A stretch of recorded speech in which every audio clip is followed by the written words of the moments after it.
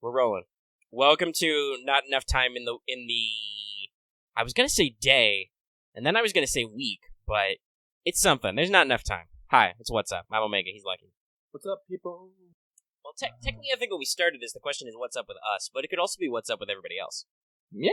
Just sit back, chill. Let me go grab a monster real quick because I forgot to. Because I'm multi-gacha drifting super fucking hard right now. Oh yeah, welcome to Multitask Central. I really should be pulling up my phone and rating right now, but I don't want to. I'm okay. I've got most of the currency I need right now, and I don't need any of the mats that bad. We got a whole week of this. All right. Which is going to be really weird for you. We should on air in this episode clarify, since the episode of Let's Talk FGO that just came out today, since that was recorded yesterday, you cleared 2 million points. Yeah. 2 million points, 23 hours. I finished around midnight. Lucky, I have a question, and I hope you don't find it rude. How are you alive right now? Because I would like to recap. On Thursday, you streamed for 8 hours and took 6 shots. Yes. You then told me that you did not sleep at any point after that. You were up when maintenance happened, and then when it ended, and you did the first round of raids. Yeah. And then you did the second round of raids, and then we recorded Let's Talk FGO, and then you finished sometime in there. Yeah. Are you okay, Lucky? Do you need help? Well, no, I slept for like 12 fucking hours. I went to bed at like 1 a.m. I woke up like 1 p.m. Actually, that does sound about right. You yelled for your 12 hours, and then it was about your, not your 12 hours, your finishing the ladder, and then you vanished. Yeah. No, literally, I had to toot my horn at least once. I'm like, otherwise I'm gonna feel weird. So I did. That's why I also tweeted about it. Just so it's like, there is a record that I did this, so in case I wake up and don't know what the fuck happened, it will be there. But no, like, here's the thing. Lucky, I tell this to people, a lot of people, I have like really bad ADD, and I'm depressed and stuff, so it's really hard for me to focus on something. So it's kind of a scary thing when I can focus on something, because then I can literally go like 120% on it. And that's just what happened here. I got really big.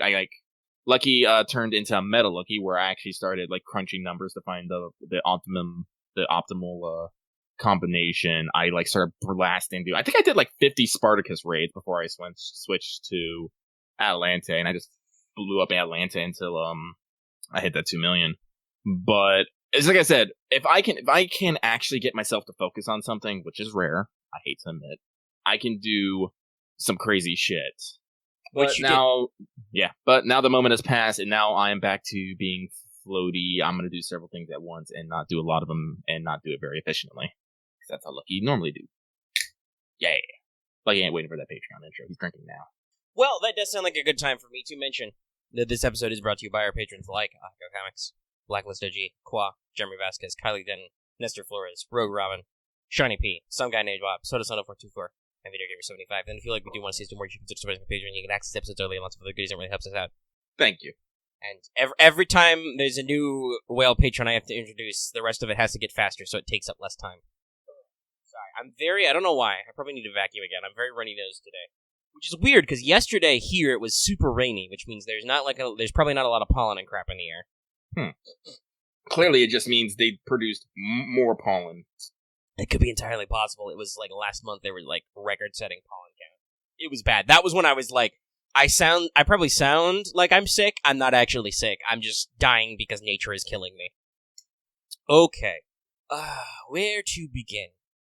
Well, we can briefly mention, if you're here for anime talk, we're probably not doing that, because who has time? Shit. Lucky is also behind on his anime. Like, I really want to catch up, I just really haven't had time. Okay, so that was my password. Alright, cool.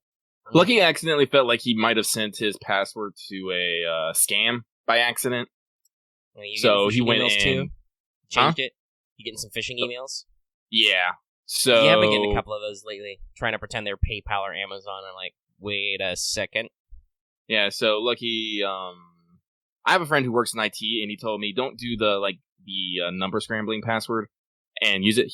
What he said is, instead pick a single password, and then pick a word that is associated with the said website, break that word in two, and then insert your password into it.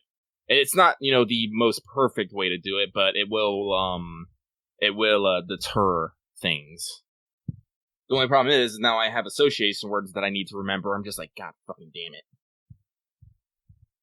It's like, this is already sucks. All right. Yes, I know. Log in. I need a new tablet. I knew everything. Yeah, I don't think I mentioned it, but I got some...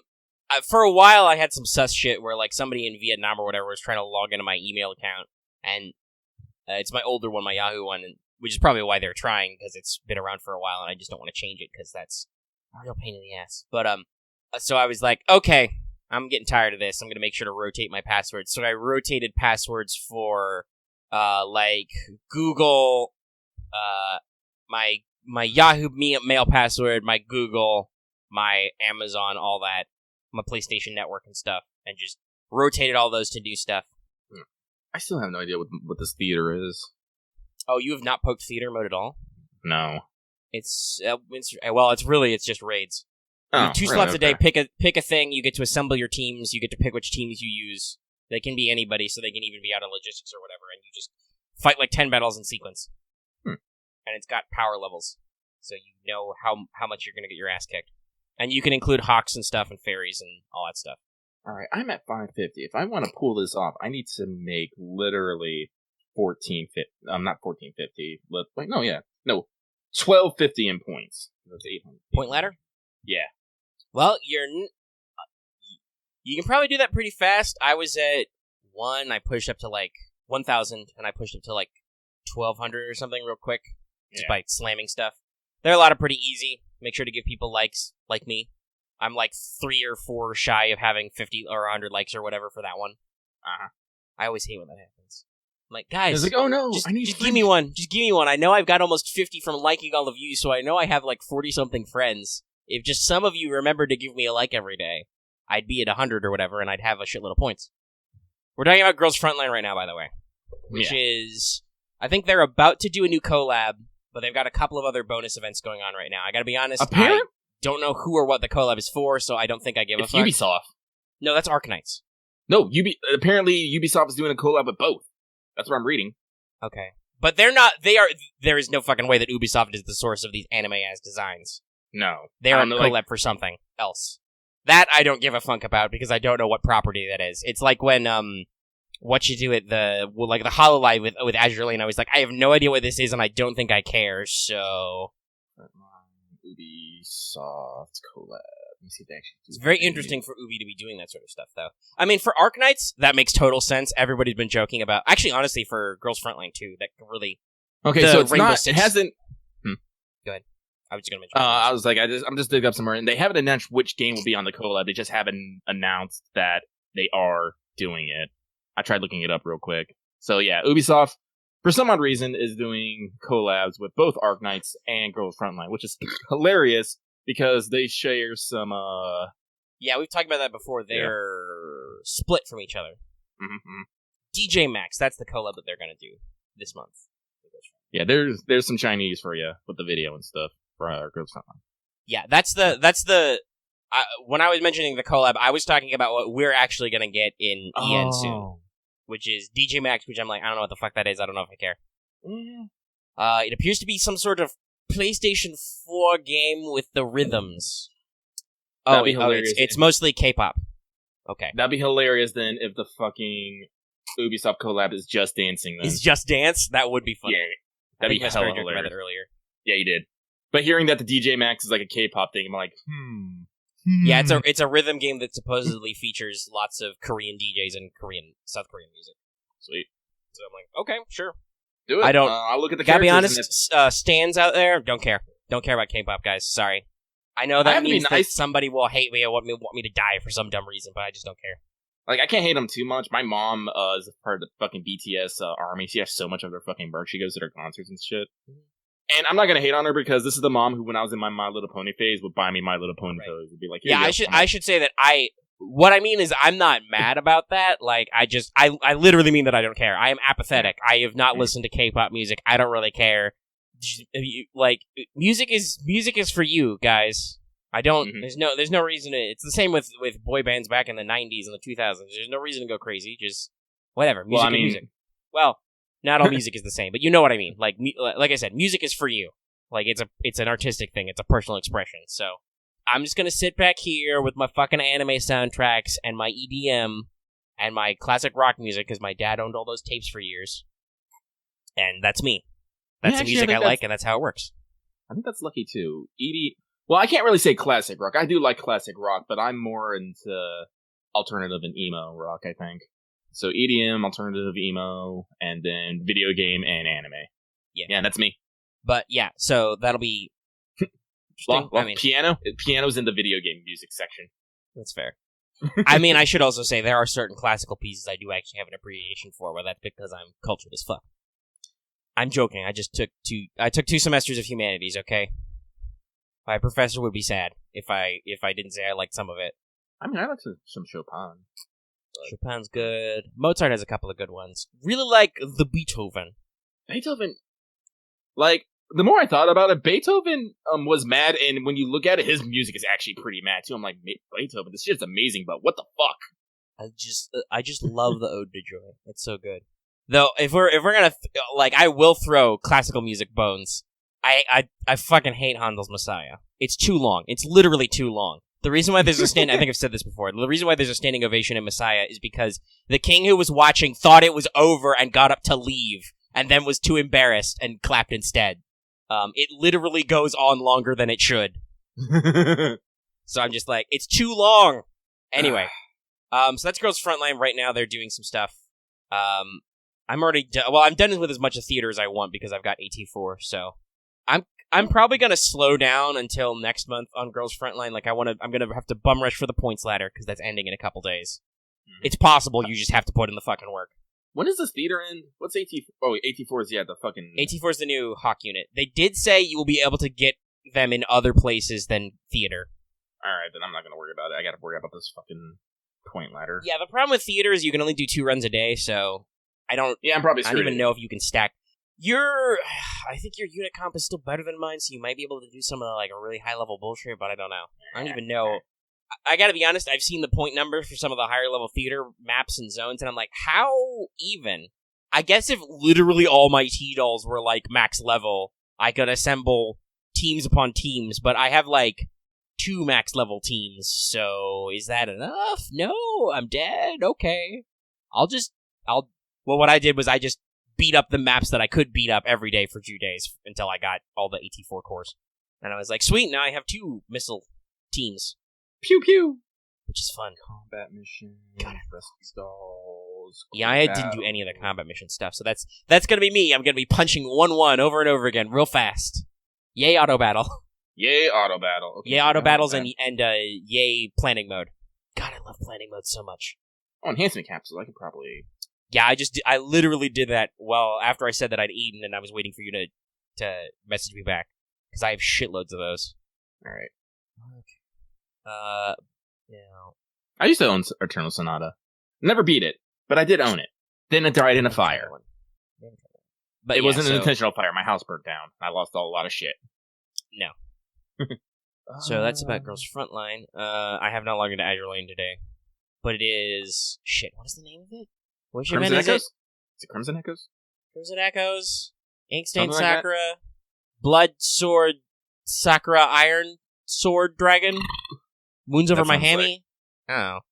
Azure Lane has a real same-name problem with all their events. I think we talked about it with the last one. I don't know. They're fucking, what was that last Eagle one? Was Micro Layer something. Well, it was Under the Mist, I think was the actual name. Micro Layer Medley was a segment of it. Oh. But there was Under the Mist, they've had Divergent Chessboard. I don't remember which one this is. This is the Amagi one. It's funny, they did the Amagi rerun. Because of delays, because of stuff, there is not a new Amagi skin, but there will be in the future, and I hope it's an Oath skin. Oath skin hide. They introduced a new unit. Was it Tosa? I think it was Tosa. Yeah. They got a couple in there. Yeah, they always do a couple. Tosa was the big one. Mm-hmm. I literally don't know if I have them right now because I can't pull up my emulator because it will be loud. Lucky has pulled 2 Amagis, but my Amagi's already max limit broken, so I'm all like, heck. Yeah. I don't really need to focus on the rerun part of the rerun because I went pretty full beans the first time because Amagi's really cool. The event is good. Let's show my 5 stars. This is a big one. Is there anything else big about Azure Lane? They did the rerun. Oh, they did announce that EN/Global's schedule will be diverging from like Japan and China for a little bit because they need to like put us in different directions for stuff. And to please understand, I'm like, okay, sure. I know, like I know we've been going a little whole hog on the new stuff. I don't mind if we roll it back a little bit because we've like missed a couple of reruns and stuff and like other things because we've been either doing our own first versions or just been too busy. So I'm like, okay, sure, whatever. Yeah, you do you, boo. We'll play along, or if I don't care, I won't. That's the beauty of the gaming. So I think, hold on, what's the time? About 15 minutes. I think then we should talk about this big. So Arknights is about to hit its first anniversary, in the China. Well, you just log in for Small Renown. Well, no, she's a NPC. You have to do her trust event to get her. Oh, fuck, I hate that. So I don't have a Renown, and I won't, because I haven't been logging in for Azure Lane for like 3 days. Whatever, I don't care that much. It's fine. Do I even own a regular Renown? I think I do. Whatever. They'll add her in a year or some other dumb bullshit, and I don't care. Slight care. Slight care. No care. No care. Little care. Little bit care. I care just enough that I'm mad about it, but it means I don't care. Though, what was it? I think Miss Bear was talking about that. How Little Renown was literally their only battle cruiser. It's pretty fun. Let's see. Okay, so but what we were going to say is we're going to talk about Arknights. Yeah. Because CN just had a stream and they're announcing basically they're hitting their first anniversary and they're doing a lot of stuff. So first of all, they're going to make some kind of, similar to what Girls Frontline does now, they're going to do some kind of, and also Azure Lane, kind of. I don't know the details. But they're going to make stories from past events be replayable in the game somehow. Whether that's just you can open them back up in a theater or whatever. So you can look back at old content. They did some stats and stuff, which is funny. So they're adding some new units to the recruitment pool permanently, which is great because they don't do that a lot. We're not getting, but they're getting out of this. And so we know that eventually we will get Chen, Swire, Gray with 2 Ys. I don't know why. Spot, Papakar, and Thermal EX. Thermal EX being a newly announced unit, they are a new robot. Also 1 star. Still they're another 1-star robot unit. So, that's neat. It's very neat. They are a specialist roboto. Domo arigato, Mr. Roboto. They're finally adding Chapter 7 to the thing. Which would be cool, but I'm still not even. If it's a specialist spot, it might have a push or pull ability. That'd be neat. Might. Specialists are generally, there's 3 types of specialists. There's fast redeploy, which probably doesn't make sense for a robot. There's shift. There's shift, which is either push or pull, and then they have stealth, which is not, right now for us in Global, it's like only Manticore, I think, but there's a couple of them in the Chinese version. Or it could be something completely different because specialist, who knows? Yeah. So, they're gonna do, so Chapter 7 will come out. That's okay. I'm still back in 4, but that's because I've been busy doing other stuff. I could probably push on and finish up. I just haven't. But that's good. They've added, 3 chapters since the game started then? Because could you go all the way to 4 in the start, or was it just 3? No, I think you get to, the chapter 3. Okay, but so they've added a few since. It's a little loud. Turn that down. Hey, it's Warrior Fairy. What's up, girl? So, they're doing a limited rate-up banner. So this is the big one, because a lot of people have been talking about whether or not you can recruit, reunion units. Well, hey, guess what? On this banner, one of them is W as a I'm sniper. excited for this. So, you can get her. I don't know what she does. Shit, is she AoE with that giant square or not? That is a big zone. Yeah, he already posted it. Devilish already linked it. Mm-hmm. But she has some big squares, and it's all in Moonspeak, so I can't read it at all. Ultra Moonspeak. So she is AoE. I was like, wait a second, that looks a lot like Shiryuki's area squares. And then there's a new specialist. So this is slightly confusing. So there's 2 6-stars. One is W. The other is, her name is spelled in English characters Weedy, but apparently the Chinese translates to more like a Wendy. So we'll see how that looks like when we get there. Well, yeah, W would use bombs. That's her shtick. Her sometimes annoying shtick. But so, and it looks like, I don't know what she's shooting. Actually, that's really weird. Okay, so she's a specialist with 1 square, but she has a giant fucking rocket launcher. Weedy does. Might be, Province. Looks like she has, like, a wasp-looking drone with her, though. So there's probably some drone shits. Because specialist. That's another thing specialists and supports sometimes do, is stuff like that. Mm-hmm. But anyway, she got a big gun. Big gun. So, now they know that this sounds like it's a limited banner. Mm-hmm. So they say that 70% of any 6-star polls will be of the 2 new operators, so it's a rate up on them. There's the standard headhunting pity rate does not carry over, so you have to only roll on this banner. And then they have a new limited headhunting system, because I'm guessing that, like Neon, these units aren't gonna go in the permanent pool anytime. You can only recruit them when they have rate ups. Somebody compared it to the Spark system from Grand Blue. You're gonna have to confirm that for me because I've never played it. But basically, every time you pull period on the limited headhunting banner, you get a token. If you have 300 of these tokens, you can exchange them for a rate up operator. Tokens are converted into a currency when the banner ends, which can be exchanged for materials in the shop. And you receive CN players will receive material tokens equal to the number of pulls they did on the Neon banner, because they're as a retroactive. So overall, alright, that's interesting. That's kind of a pain in the butt, though, then, that you could get the permanent one and not the limited one. Whatever, Arknights. You're mostly okay. I won't throw too many stones. But yeah, so you have to do 300 pulls to get a free one. Yeah, that's 30-10 pulls, and that's, so... That also means that you can't have had the pity rate activate. Like you've only gotten, like, one of the 2 6-stars in 300 pulls without the pity rate giving you both. Because the pity rate doesn't carry over, it's still in effect, as far as I can tell. So yeah, I don't know. 300 seems like a little bit of a redonkulous number. It's kind of like FGO's whole, you need 10 Blink Sync graphs. Yeah. Well, I guess... Well, I said, because I was the one who compared it to Grand Blue Fantasy, and I have sparked in Grand Blue Fantasy because basically the simple trick is you just fucking, just save up until you can do it, or you wait till they're doing a thing where they're going to give you just a bunch of free pools. Because that's what Grand Blue likes to do. They're just like, we're doing a thing, fucking pull for free. Go for it. Go for it, you crazy people. So, in like games like Arknights, where you can just fucking save your free currency for fucking days, it is something that some people will, now, especially now that they know that this system is coming, is they're gonna start fucking doing. And so it's something that is definitely possible. Whereas FGO requires you to just literally keep throwing money at it until you get duplicate SSRs. Right. So unfortunately, because the way FGO works is you only get them once you have your excess. Yeah. So there is. It's yes, it's a lot of investment into it, but it's a guaranteed investment. I guess. I'm just thinking, like, with 300 pulls, when do you not get all the things you need off the banner before you? Because it says that the tokens can only be exchanged for a rate up operator. I'm like, how do you get 300 tokens and not get what you want? Because there is also a pity rate, right? Yeah. It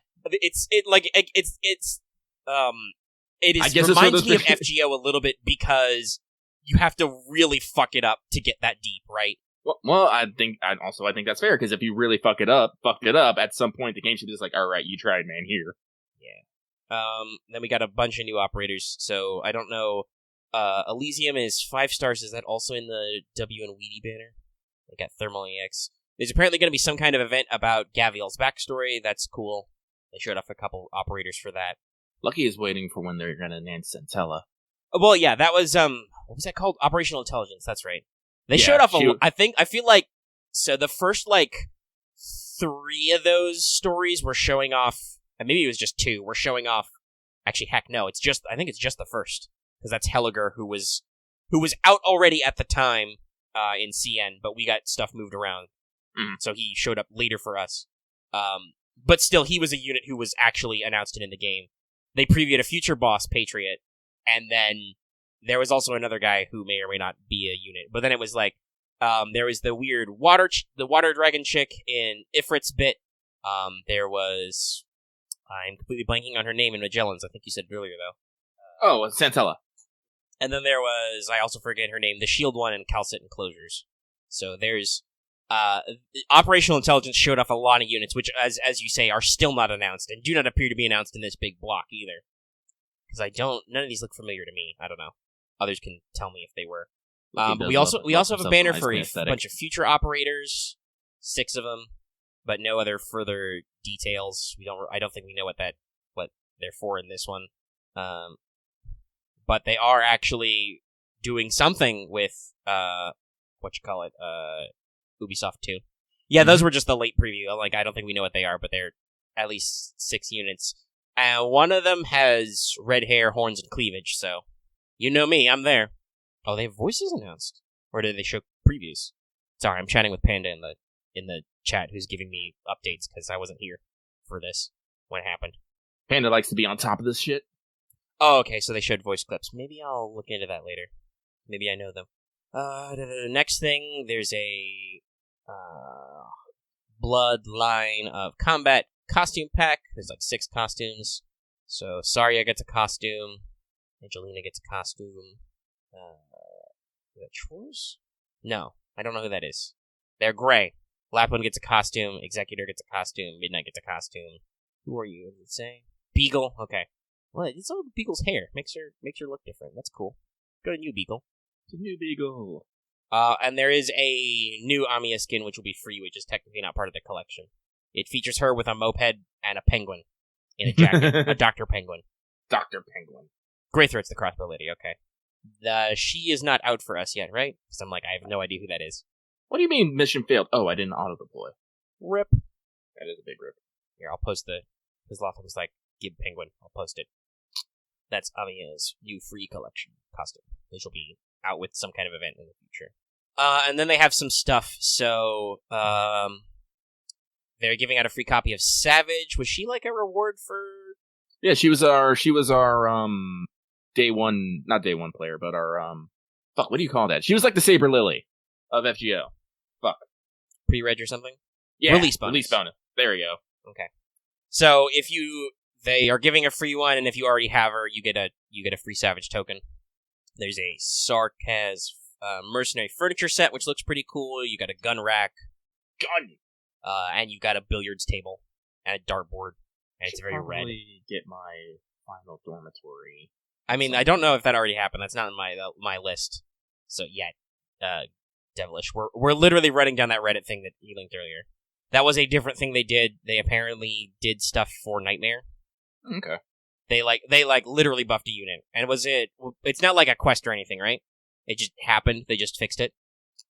That's so for a game that's only a year old, that's a pretty good quality. They were just straight up, this unit's not performing right. We need to fix this.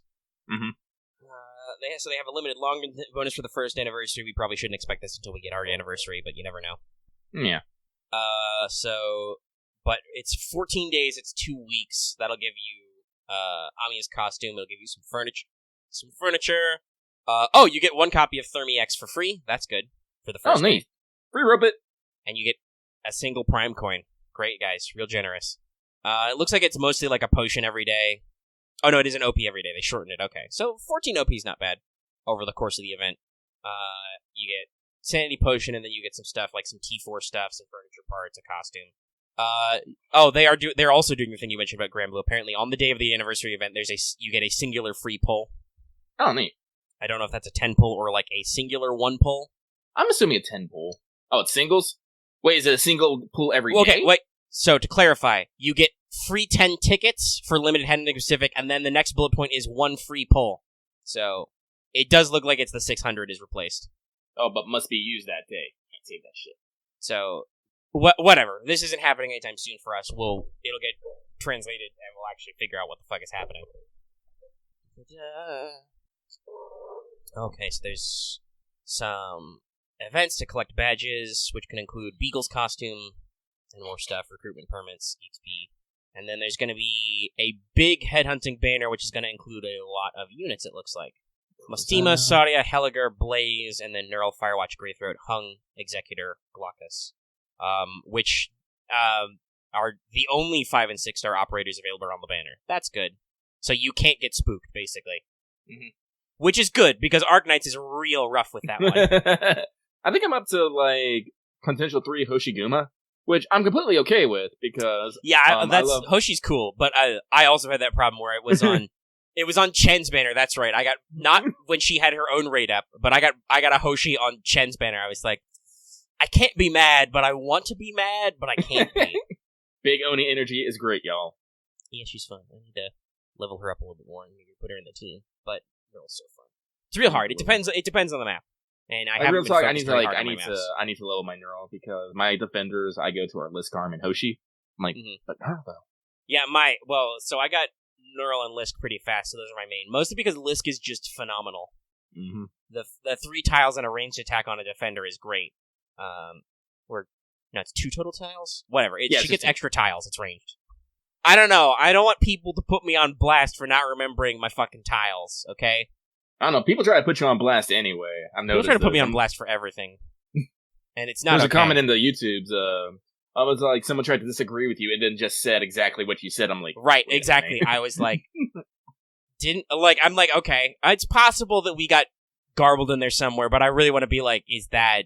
Like, I don't know why. It's probably because I appear smart and stuff on the show and I do a lot of the expository stuff. Yeah. So I don't know why, but people feel the need to actually me, and I'm just like, just don't use your time for something better. Just don't. If Lucky was to do the exposition, there'd be a lot more swearing and sound effects in it. Not sure people want that. But yeah. The Devilish mentioned that there's also you can trade all, which will be great. I hate having to click individual trades. Oh, that'd be good. They're resetting the bonus Originite Prime. So your first purchase bonus is going to be reset. That's right. They talked about this. There's a new thing. Panda mentioned it. The Invocation Permit Pack. So I saw that. The price translates to about $28 USD, so about $30. It gives you 10 role headhunting permits and then 1 advanced operator invocation permit.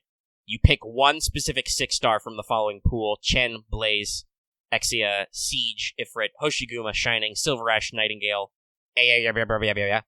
Heliger, Saria, Mustima, Magellan, Scotty, Angelina, Schwartz. Basically all the 6 stars before Neon. Like, honestly, like, I feel like there's some really good marketing strategy going up in here. Because, like, here's the thing.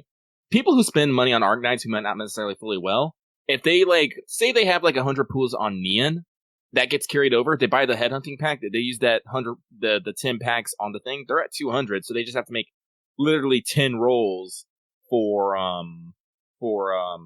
W, and if they don't get into 10 rolls, they can just pick her. So, like, they're working. Yeah, they basically made it.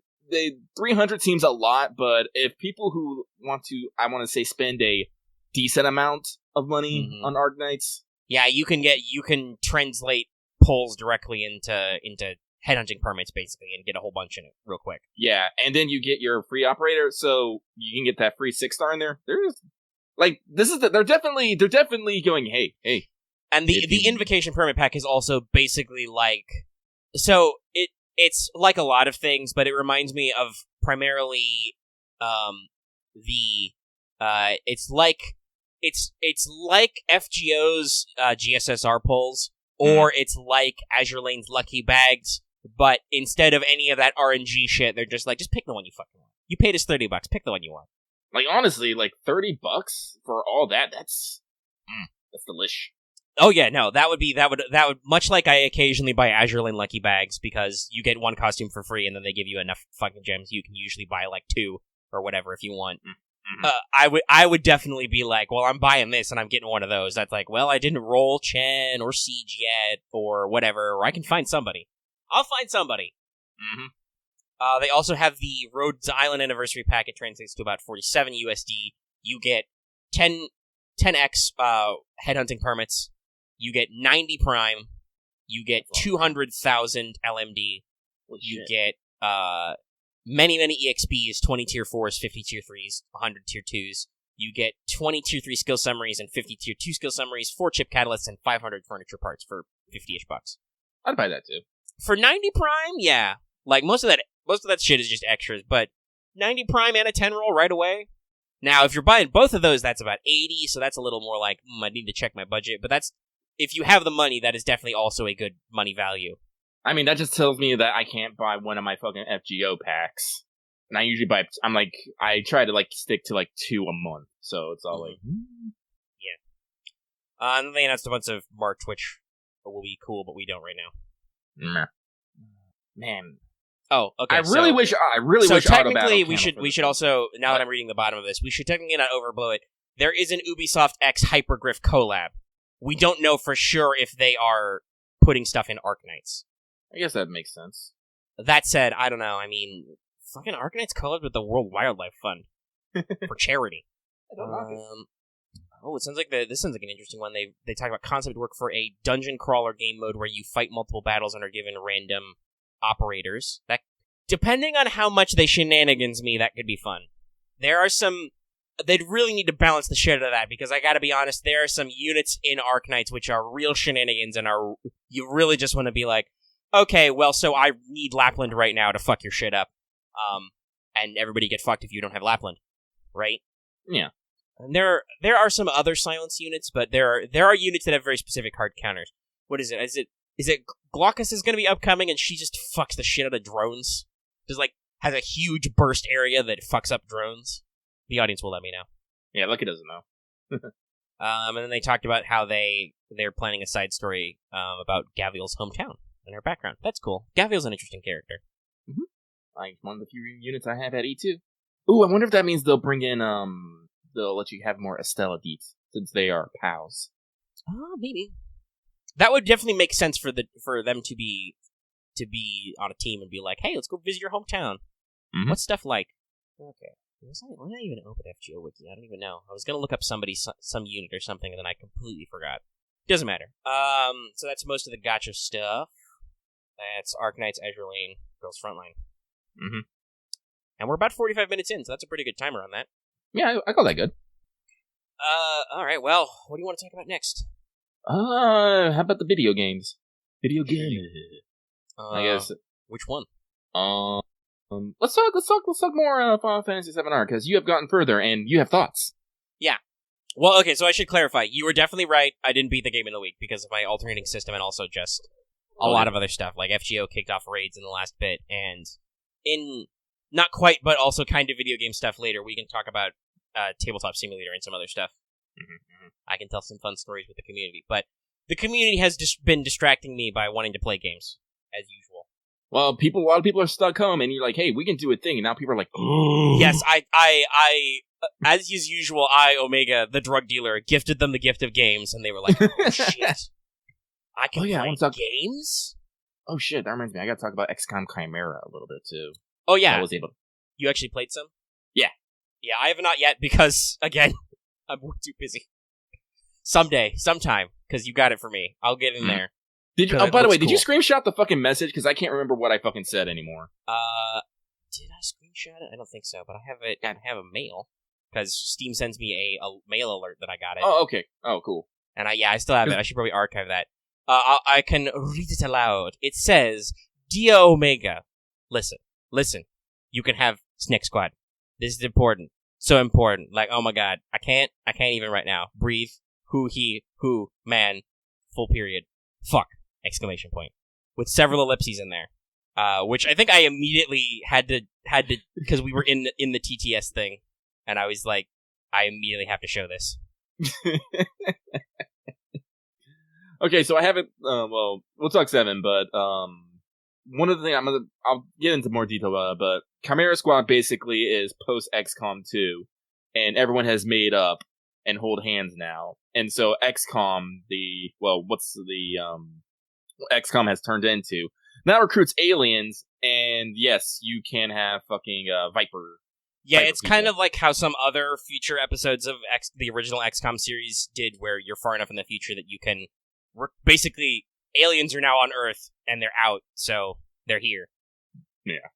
So you can... The units they've shown off include hybrids, sectoids, Vipers. They got a Muton, I think. Mm-hmm. All that jazz. So they've got some really thing. And apparently, was it Jake Solomon or is it Sanjay Gupta? Somebody was like, they were shocked that people would want to bang Vipers. But welcome to the world. The memes. Oh, so many. It's taking me back. I remember all the Viper memes when they first showed up. that apparently the Viper is the full form of the Thin Men. You were like, wow, Thin Men were gross, but Vipers are sexy snake ladies. Yay. But okay, let's talk 7. So as I was saying, you were right. I did not get it done in a week because I only played it half that time. But I did get farther. Where was I? I think I was just about to start. When we last talked, I was just about to start I just finished. Is it 6, 7? Where's the Reactor 5? I got past Reactor 5. I fell. We got to. Because you did not get to piano intensely. Yes, that's right. Because man, those fuckboys, those fuckers, they don't do what you're supposed to do and start with flowers in a church. You have to fucking leave before you can get that music. No, when you wake up in a pile of flowers after Cloud talks to himself, Strife, which was another me tweet, they just go whole hog on Aerith's theme until the Turks show up. I'm just like, you're making me feel feelings right now. You're also showing some weird images, which I'm like, I really need to get to the end of this game so we can talk about this, because there's some weird shit going on with how you've set this up. Mm-hmm. But yeah, so that was a good section. The guy that got for Reno in English is not Quentin Flynn, but he tried. He tried. They went with a slightly different direction, right? Yeah. He's still okay, though. It's also, holy shit, talk about glow-ups, fucking Reno. Damn. Mm-hmm. So I kicked his butt. That was pretty fun. That was a pretty fun little took us, little tussle. There was some weird ghost shit. So I really like this segment, though, a lot of this area, because, first of all, like I said, they brought back one of my favorite songs. They did a really good remix of Under the Rotting Pizza for just wandering around the debris. Mm-hmm. Also, clarified some backstory for why there's kind of a chunk of Midgar out already. The Sector 6 plate fell in the past when it was under construction. Mm-hmm. And so it's not quite finished. Which, of course, is a big deal because, obviously, at the end of 9, when you talk to Don, he's like, they're going to blow up the support pillar and crash the plate into Sector 7. Oh, no. But yeah, so you hang out with Aerith a lot. I didn't go fully, because I think I'll do that as a separate playthrough, but I did switch it over to Japanese a little bit, and, no, you're right, man. Maya Sakamoto, very sassy. Mm-hmm. It's kind of weird to see this, but I feel like the internet's had kind of a revolution on Aerith. Because I think I said this last time. A lot of people remember her as, like, a beautiful and perfect flower child, which is not 100% true. That is very much how she appears as a character in, like, Kingdom Hearts or Advent Children. Like, in Advent Children, she's basically Jesus, but she's already dead. She's like Ghost Jesus. I don't know. Mm-hmm. She talks to Cloud from the live stream a lot and does stuff, and then there's a lot of great gospel in there. Oh. But in the actual story of 7, she was pretty sassy, and in this it's just with voice acting and like full blown character animations. It's just emphasized. Like there's a great sequence when she's like, he's my bodyguard. I know, I'll pay you any day. Because just like you can tell Cloud likes Aerith, but also he's constantly thinking to himself, this chick's gonna get me killed. She's gonna be the death of me. Every 5 minutes, Cloud makes a disgusted sigh. He's just, what little life he has left in his body is slowly leaving him. But there's a great sequence where you climb a ladder and Cloud's like, watch out, and she's like, hey, don't you sass me. I know what I'm... Shit. Clunk. The ladder falls off.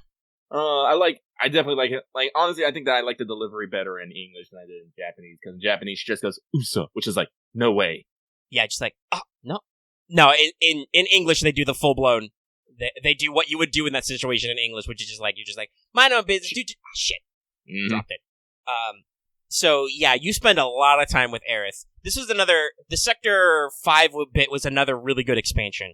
Oh, yeah. Much like chilling with, also, again, talking about character comparisons, like, you know how you chilled with Tifa and did merc work all in Sector 7? You do the same thing in Sector 5 with Aerith. Mm-hmm. She makes you pick flowers. As in, literally makes you. The game does not let you leave. You must do it. But you get to hang out in 5 and do a lot of stuff. You help some kids. You punch some stuff. You get into a box smashing mini game. Some kids give you a nail bat. Glad that one made it in. That was pretty funny. Yeah. And you do a lot of stuff. So before we talk about story stuff, though, I do want to say, as a gameplay thing, and I want to hear how you feel about this, because you beat the whole thing. You know. Yep. I feel like, so I had a weird thought, which I elocuted in a tweet, but I just had a thought to me that, like, all the things I don't like about Final Fantasy VII Remake from a gameplay perspective, which is where most of the things I don't like are I feel like they're there to appeal to Final Fantasy or Final Fantasy VII purists. Like, yeah, I remember this tweet now. The game has so much emphasis on using magic on all the people, even though that's really kind of slow. Not so much since I've started getting, there's a shitload of ATB enhancing materia, but still, you gotta, like, work on those and then use up your precious materia slots, so it's kind of counterproductive, right? Yeah, I think so. So there are so many enemies that they're like, oh, you should use a shitload of magic on them. Or they have all the classic Final Fantasy status effects, which in an action-style RPG is really frustrating, because every time you get hit with lightning, you get stunned, enemies can put you to sleep, you can get bound, which really sucks if you're solo. If you're running lone wolf, that's really bad if you get bound and can't switch to somebody to save your butt. I haven't seen it yet, but I found out you can get stopped in this game because I got the protective boots which prevent that. Yep, that happens. You can get slowed, and I'm just like, all of these things and some other things about the mechanics, they feel like they're appealing to people to be like, no, this is still Final Fantasy VII, but all of the people I see who are purists like that, they literally don't like this game or don't want to play it, like they don't even have an opinion, they're just like, I don't want to do it, because it's not Final Fantasy VII. The analogy I used, it's like, okay, it's feel like I wanted to go on a scenic hike, but the other guy was like, nah, this hike was better when I was a kid, or I don't want to go on a scenic hike, I hate the hike, but somehow I had to still carry their backpack with me, right? Like, I feel like I'm carrying the baggage of these other people who just aren't interested in the game. It's a little weird.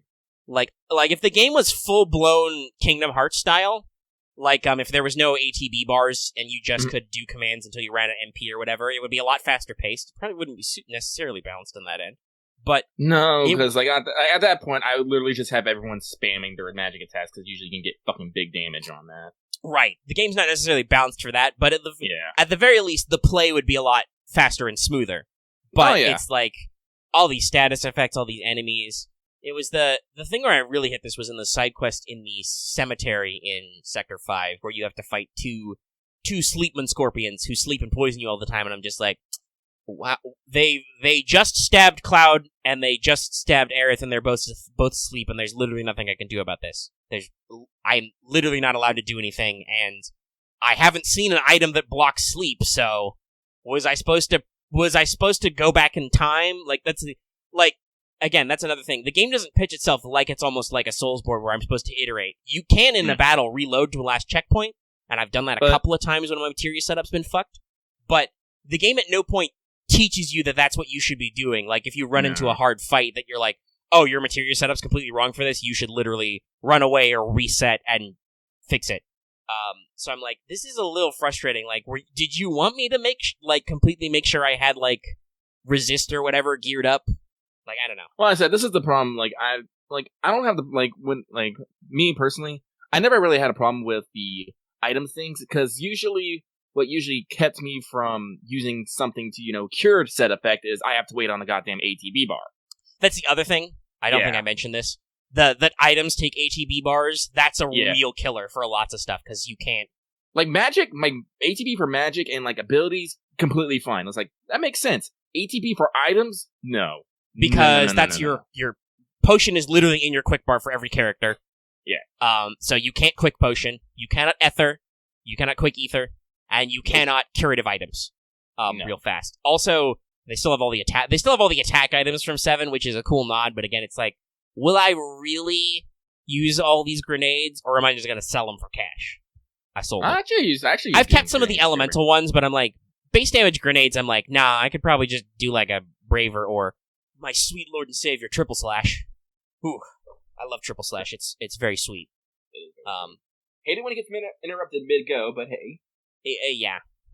But, as I said, I'm a little bit more lenient, I think, on you on that, because I said my irritation is not at the status effects itself being used. Right, and I guess that's I think logically you've got it better. If there were a few less stun lock effects where you literally can't do anything, and otherwise, if it was, like you said, easier to access healing items, because I got shitloads of those. Yeah. I am covered in antidotes, echo mist, and other shit I haven't bought, right? The game was just giving them to me, but you're right. You have to waste a precious ATB slot of 2, unless you use the limit break, which gives you 3, but that means you have to have a limit break. Yeah. So it's I've been experimenting with some stuff. Have you tried some of the ATB enhancing materials? I have a pretty decently leveled first strike. I think it's on its 2nd star. Yeah.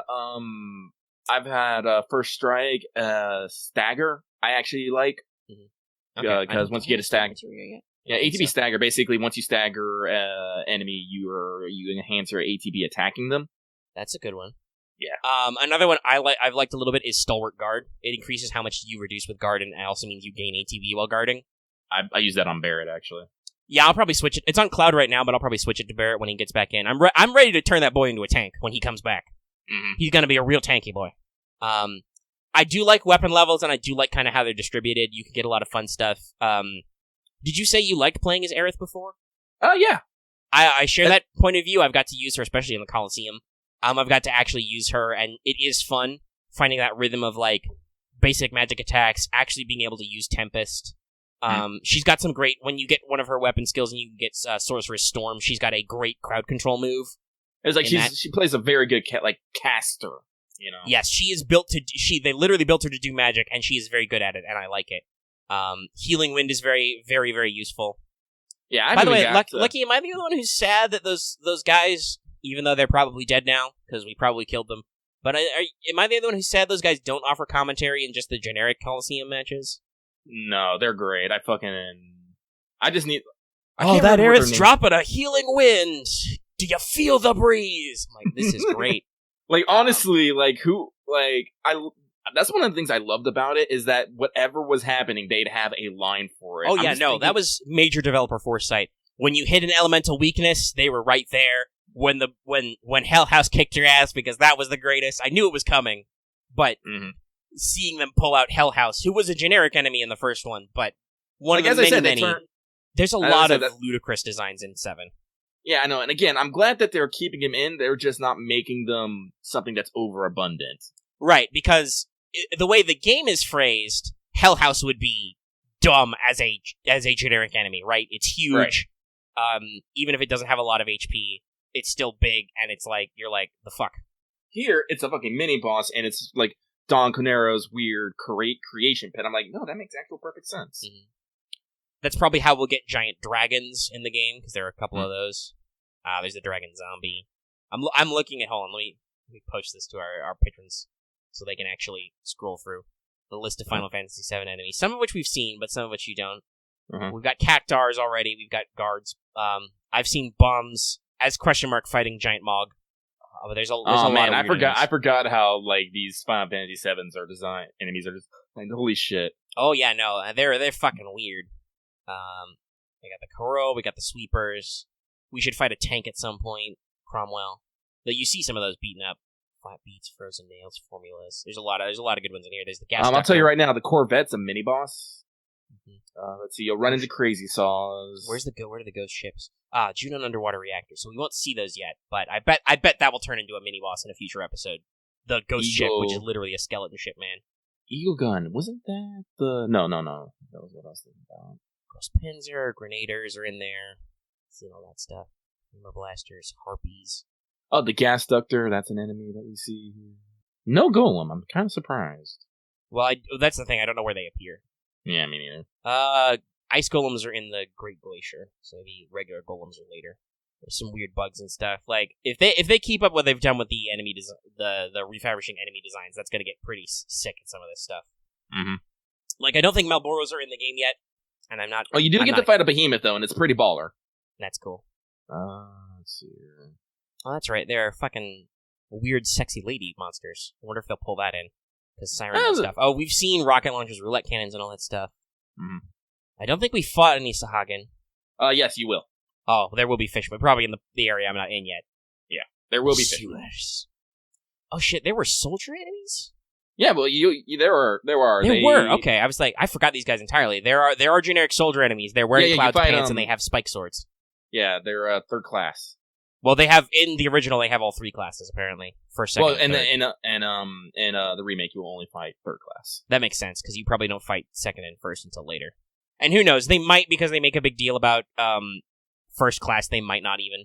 Oh man, here's a fucking look at this fucking freak. Oh yeah, you fight these. That's cool. But yeah, they've done a lot of fun stuff with them. I know the eaters, those I definitely recognize. Well, I take that back. You fight this form. I don't know if it's necessarily twin brain. Yeah. You fight one of the things that looks like that. Yeah. You fought the Airbuster. There's gotta be an Apps, because he's the boss in the sewers. A lot of fun stuff. Anyway, yeah, so what they've done with enemy design and things are great. It's really cool. And Hell House was a great match. Like, in character terms, it was bullshit, much like Aerith was mad, because it was like, dude, I won the tournament, though most of those guys were scrub lords. That's why the game is trying to bamboozle you, and then you're like, nope, one more match, and it's the real boss. Not that Hell House was super hard, but it did have strategy to it. That's another thing I want to say. Like, I found myself that a lot of the quote-unquote random battles, or like the mission battles which are just with enhanced mobs in corners of the map, right, for quests, those are usually the most tedious and the most difficult for me. Bosses take a while, but they're very well designed, the encounters, right? They have phases, they have strategy, they have clear, like, telegraphing. Hell House literally telegraphs stuff, which I was like, when the first time I saw it, like, basically change elements, I was like, wait a second. Come on to you, Hell House. I see what you're doing. And then you have a great feeling where you're like, oh, I get this fight now. But when you fight fucking Moondrive 2s, Moondrive Mark 2s suck so much. If you don't remember them, Lucky, those are the Moondrives who have barriers and are mostly immune to physical attacks. Yeah. They suck a lot. I had actually run away from one of those and completely rebuild, so it was like, Cloud, you are now tank. Aerith, here is elemental, here is wind, and here is, like, first strike. Please do magic. Which, again, it's the thing I talked about, where the game, it's not like it's necessarily hard if you have a specific setup. It's just, there are two things I wish, basically, for the way to make gameplay smoother and still keep the same system. One, God, I wish there was a Gambit system, right? Oh, like, I wish I could program my AI buddies. Oh my god, so much. You kind of can with stuff like Provoke and Auto-Cure, but I'd love to be like, hey, Aerith, if I'm super hurt and I'm Cloud, or whoever the leader is right now, heal him, please. Or heal any ally, rather than do tactical mode. That would be cool. And the second is, I'd love some kind of quick change option for materia. Because the game really feels like it does want you to be swapping materia all over the gaff. But, boy, once you've got, like, six or so total slots, that's a real pain in the butt to, like, pull everything out, swap it back in. What I think they want you to do is, because here's the thing, you can load up materia between weapons. Yes. I think that's kind of what they want you to do. I guess, because the game does want you to switch weapons back and forth as needed, which I will do. That would make sense that you're supposed to, like, put them in weapon slots. But again, that's kind of the thing where it's like, do they truly teach you to do that? No. But yeah, so there's plenty of experimenting. But let's talk about, actually, let me take a short break, and then let's talk about Wall Market as it is.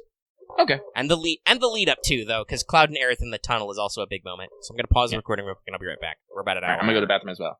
And we shall resume. While you were gone, I was gonna look up lists of materia because Loth posted a Final Fantasy VII frog, and I was like, oh fuck, they're gonna frog me in this game, aren't they? Oh yeah, they're totally gonna frog you. Damn it. I was like, because that's a materia, they've totally made frog a thing. I don't think you can turn things into a frog, but there are things you can turn you into a frog, and you did get frog attacks. That's pretty cool. Let's see, what do we got? So you can actually get an original item 7. There was fire, ice, earth, lightning, restore, aka heal. Restore was healing, and healing was Poisona, Asana, resist. That was a little weird as a kid.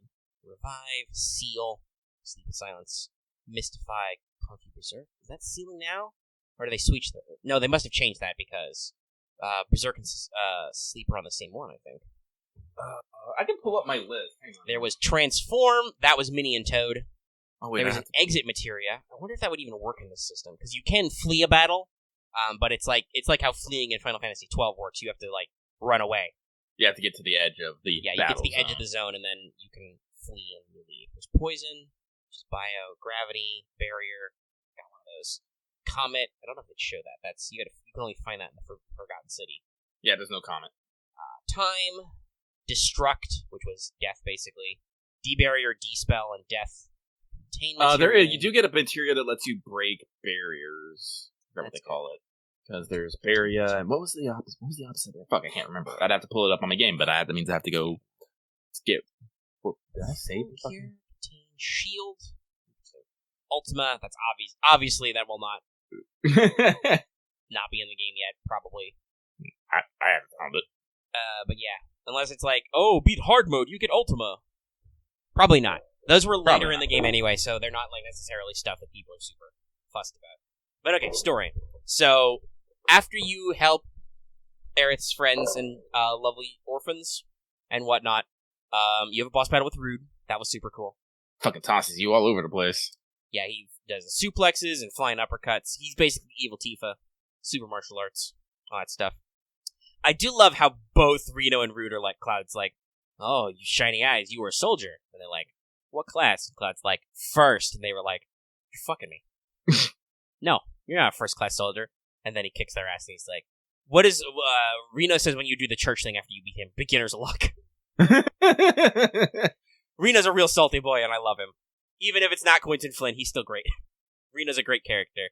Let's see if I still like him after the thing at Sector 7. I wonder how they're going to spin that, because it's really weird, because people often, and I wonder if they thought people would forget, because in the original 7 through all the Midgar segments, and then presumably through most of Remake, the couple of Turks you meet are your enemy's asshole squad. Like, they do all the, they're fucking running through flowers and they're kidnapping Aerith, and they're blowing up the pillar and all that dumb shit. Mm. But as you go through the game, especially once Elena joins, they really are the quirky mini-boss squad. Like, when you do the Wu-Tai subquest, they're like, they're on fucking vacation, and you, like, chill out with them.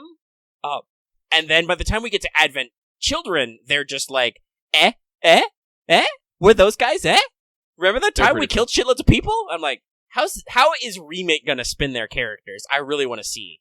Yeah, I won't say anything. No, well, I'll get there. I'm soon to there. Did see a little bit of Reeve, where he's just like, could we not? And the president was like, no. We're gonna do it. Again, this is like where I'm like, why does anyone think what they're doing is okay? Well, Heidegger just has a boner for murder. Yeah, for war. I don't know what Scarlett's deal is, though I did notice that when she shows up in the news story, first of all, the cameraman is completely framed on her boobs, which are really out there now. Her dress, I do not believe, was that low cut in the original. Not that she wasn't sexy, but it was like, wow, you really went there. And then she literally pushes that guy down and steps on him. Fuck your shit. Like, oh boy, this is gonna be fun. But so, after all that, that you have what I think is a pretty, I would say one of the big scenes of this segment is when Aerith's mom is like, yo, dude, you should leave. Mm-hmm. Did you successfully sneak out, Lucky? Yes. Okay, I did. It took me it took me a couple tries though. I'm not gonna lie. Yeah. So, and then Aerith teleports in front of you anyway. How did you shortcuts, dude? I'm like, then why? Oh, it's like, because why do you make me run around the long way constantly? But you're like, shortcut, bro. Honestly, I think that totally fits in her character. It is. It really does. Aerith is like a magician, never reveals her secrets. But so, they do an interesting thing where they make you go the long way around, because they do a little bit of backstory for Wall Market, which is cool. They explain why it's called Wall Market. And then she's like, yeah, but I don't like Wall Market, for obvious reasons. Mostly constantly being hit on. Mm-hmm. And then Cloud is like, yeah, that doesn't sound like a cool place either. And she's like, cool, let's go the back way. I haven't been there since I was a kid, and it's a ruin of when the plate crashed down. And I'm just like, this is a little deep and dark. But you wander through the tunnels. There's some great music here. I don't actually know what the first track is. Is it like it's like a techno one. I'll figure it out when they publish the whole soundtrack. But it's really good. And then they switch into a really good remix of the Wall Market theme when you fight those bandits, who are great. I fucking love that track so much. Just the hop hop, yeah. There's a lot of good music, like we said, and they just keep doing it every time. You're thinking it's you're like, you can't possibly bust out another banger. Oh shit, you've done it. It's another banger. My heart and soul is destroyed. That's a really fun segment, because the literal build up builds up to whether or not Cloud can high five. Cloud, can you learn to high five? Yes, the answer is yes. But it's pretty funny to go through that whole sequence. Then you do the really infamous, the big boy playground scene, where Aerith talks about the first guy she loved very explicitly, I believe there's been some shenanigans about whether or not this is an exact translation. Well, the second time around they go with it, so no, she liked that guy. Little PTSD there. Yes, when she says his name, Cloud just goes, meow. She's like, what? Huh? And Aerith doesn't, I don't think Aerith catches on it specifically that it was because she said a name, which I don't know if we should say his name or not, but, and then, another weird thing where it's like, so we're not going to get in through the gate. It's like, okay, then step through this secret passage. And you go through the whole build-up, and then the gate opens, and this was a really good moment, I think. I like this. Where, first of all, so I picked Sporty back in Chapter 3, and people were right. That was not a bad decision. Mm-hmm. Told you. That's fucking, Chinese-dressed Chun-Li Cloud. Not Cloud, does Cloud have a Chinese dress? I don't know. I only got one dress for Cloud. No, I don't think so. I believe there are a couple variations, but no, so Tifa's, clearly got some, well, actually, no, it's probably because she took the sports bra off, but the Chinese dress is very supportive of her. And whatever Aerith was doing in her red dress was also very supportive. Wonders what a little support will do, guys. But Cloud literally runs up to the back of the chocobo thing and is like, yo, Tifa. And she's like, holy shit, Cloud, you're not dead. Anyway, I have to go maybe bang this guy to get some information. Bye. And Cloud's like, should I? And Aerith is like, dude, she's going to Walmart. You should fucking stop her. And he's like, I'm on the case. Tifa's all like, go back and like catch up with everyone else, and I'll be okay. And Cloud's like, okay, I believe you. Then Aerith is like, no, don't believe her. She's like, no, Walmart is bad, dude. And Cloud is like, I believe you. I trust you inherently, strange flower child friend. rather than my sexy sporty childhood friend. To Walmart. And then you go to Walmart, and it's Walmart, and man, Walmart, another iconic moment. They did not do it dirty. They expanded a lot. So you go to Walmart, and by the way, I like this sequence. In the original game, it really is just you go to the mansion. Aerith is like, "Hey, can I get in?" And they're literally like, "I guess you're cute. You can get in." Though, considering how dolled up Tifa was, that does kind of make sense because Aerith is dressed very plainly, obviously. Mm-hmm. Yep. So at this time, the guys are like, "No, dude, you need to be recommended. The Don has specific tastes, okay?" Which, I'm not sure what those tastes are. I don't know if Don Corneo actually has taste, but if he does, they're good. He's a very sassy boy. We'll talk about him later. He is a show stealer, though, much like in the original. He's not in the actual game very much, but man, big impact, big man.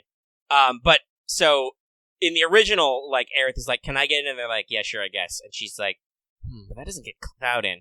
"Hey, what if I had another cute friend?" And then she's like, "Yo, Cloud, you gotta put on a dress." And Cloud's like, "I have no strong feelings on this one way or the other."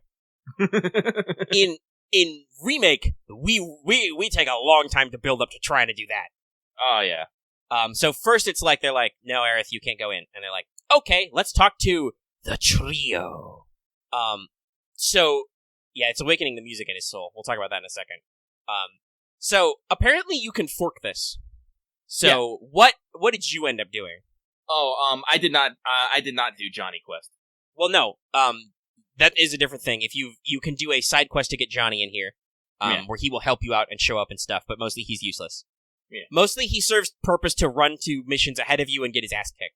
Yes. But no, you can end up doing favors for each of the trio, apparently. I did, the Madam. I guess I ran, Okay. So did I. 'Cause I did the thing where you go to Chocobo Sam, who is Sam Elliott, I guess is what they're going for there. But he is a man, and he pulls out a coin, and I was like, "No dice." And Aerith is like, "Well, I'm picking heads." "Oh shit, I lost." And then Cloud's like, "Hey, can I see that coin?" And he's like, "Ping." Yeah, it was fake, I figured. Because I knew that was his gimmick. I was just like wondering, is this going to be a game thing? And then you go to, well, you try to go to Andrea, and then you're like, Andrea's booked for like 3 years, dude. And you're like, Then you can go to Madam W, which, that's an expanded character, I believe. Like, I believe Chocobo Sam also is not a big, like, I don't even remember if there was a Chocobo-themed guy in Walmart. I don't think so. The Honeybee Inn was definitely a thing. And you can do some fun stuff in there, too. With looking into the rooms. Palmer cameo. But So you go to Madame W, who's the massage parlor, which I believe there was a massage parlor, but there wasn't a major character in there. But the Madame is very sassy. Oh, yeah. Well, she's definitely, like, the Yakuza wife type. Yeah, basically, she's like, yes, hello, welcome to my establishment. We definitely only offer massages. And then Aerith's like, hey, can you do me a salad? And she's like, bitch, I will cut you. And we're like, okay. I will shove my fan down your throat. I'm just like, yeah. And then, Aerith is like, okay. Like, I think Aerith is like, oh, she is secretly a sassy soul like me. And then you're like, and then she's just like, Cloud? Well, first of all, then Madame W walks up to Cloud and she's like, ooh, you've got nice hands. Which I don't know, is that supposed to be a metaphor for his penis? Are we metaphorically sexing, Madam? I don't know. I bought the fucking full course fucking... Oh, well, obviously, because I appreciate that the game didn't try to shenanigans me. I was like, because I did a little bit of checking about Chocobo Sam's question, because I was like, is this gonna fuck me? And it's like, no, okay, so you just do the thing. So I knew that there was 3 different layers of her choice, so I was like, oh shit, there's gonna be a luxury option. How expensive is it gonna be? Is it gonna be 5K? 10K? No, it's 3K gil. And I'm like, dude, I literally have 10,000 gil right now, and I'm not spending it that fast. Yeah. I'll go full course. She doesn't like it if you pick the poor man's path. But yes, if you pick the luxury, oh boy, wow, that is suggestive. Mm-hmm. But Cloud gets a hand massage, and definitely no other parts of his body. I love how he just looks after it. It's like, this man has had his soul drained somehow. Just leaning up against the wall. Cloud's been swinging that. Oh boy, Loth has a gif of this. Of course, there's a gif of this. But Madame M is here, and she's gonna. By the way, I think this is the only time you see Cloud's bare hands, because they actually change his model so he takes his glove off. He doesn't take off his dumb shoulder pad, but he takes his gloves off. But I was about to say, Cloud does go swinging that giant sword around all day. That's gotta be tough on the hands. I don't know, it's kind of like maybe like when you've been walking on your feet and someone gives you a feet massage. It's like oh, ooh, we've rearranged some things. But yeah, so you do that, and then she's like, okay. If you're following her, she's like, do me some flavors. Go down to the Coliseum and win, because I mean, she shit talks Aerith a lot. Like, with your hair and your dress, you're not getting in. We'd have to make you look like a million gil. Hey, speaking of which, go win me an underground fighting tournament. Okay. And then you do the tournament, and it's super great because, what are their names? I can't remember. I think, is it Scotch and Koch? Sounds right. But they're Don Corneo's to those guys. And they're the announcers, and you fight a series of battles versus some guys. You fight the bandits, who get some extra thugs. You fight the Beastmaster, who has extra dogs. Who's the third round? Oh, it's Chocobo Sam's fucking robots, because the running theme of the underground Corneo Coliseum is that no rules, anything goes. So you fight those guys in sequence, and then apparently the Dawn is like, one more. One of the things that made me keck a lot is between when you're doing the scripted fights, every time you went back to your room, there were just more and more flowers. I was like, yes, because that is also a running theme, is that like, oh yeah, that's right. Because the first thing I quoted Aerith about saying, because I made some Aerith Gainsborough tweets. The first one was when she goes up to the mansion the first time, and what's his face at the door? I forgot his name, which is bad. Leslie. Leslie, that's right. Because actually, he turns out to be okay. Leslie is also another recurring character from the compilation. Interesting. But yeah. Leslie turns out to be okay. But Leslie sasses Aerith the first time, and she's like, requesting permission to kill. And you know if Cloud just said, okay, she would have, like, space lasered those guys, right? Like, they would have died. They'd be fucking dead. Aerith is not averse to just getting a fucking chair and beating somebody. Yeah, no, she would have just baseball batted her staff, and those guys would be dead. But no, Cloud's just like, Tifa's in there. Don't make waves. But then the first time you go out in the Coliseum, where they it's like pro wrestling, so there's a lot of shenanigans going on, but the crowd and stuff sasses Aerith, and she's just like, okay, now I'm mad. Right. So you go through all that, and then by the time you do the finale match, you have people, like, girls are in the crowd screaming about Cloud, because he's clearly a boy band. One guy shouts out the classic, "Marry me, Aerith!" So it's kind of cool to see that arc go by so fast from just like, oh man, they hate us too. Oh, they love us. Also, because you didn't talk to Johnny, when you go down there the first time, you find Johnny got his ass kicked in the prelims. He's just sitting in the other waiting room with a. Oh no, he was he's there anyway. Yeah, that's funny. I wonder why. Because I don't know. the Johnny discovery gets with around, the apparently. discovery with Johnny is just that like you do it and he talks to Cloud for a second. And he realizes the Tifa's in trouble. He runs around everywhere with his dumb walk cycle, his dumb run boy, and Run, boy, run. Gets through it all. Oh yeah, new raids just started, didn't they? Did it just start? I thought it just ended. It's 8, isn't it? So the new block should have started right away. Oh, okay. I think it'll be the Stolfo, Mordred, and somebody else. That means I gotta go do main quest at least, but later. We're already an hour and a half in. We got some more to talk about. Yes, they just tweeted their level 3 raid battles have done. Okay. 13 minutes ago, level 2 raid battles ended. 2 minutes ago, raid 3 level 3 battles started. Oh, okay. They should last a while though. Mm-hmm. But yeah, so we go through all that rigmarole. That gets Madame M the million gil, supposedly, that she needs to doll up Aerith. At which point she sends you to do some side quests, one of which is go to the gym and do squats. I like how they change this around, right? Because in the original, you do all this shit for people. Actually, fuck, that reminds me. I literally didn't talk to the dressmaker, because you don't have to. I went in that shop, but I never talked to him because I was waiting for the game to prompt me. But Cloud gets dressed in a different way.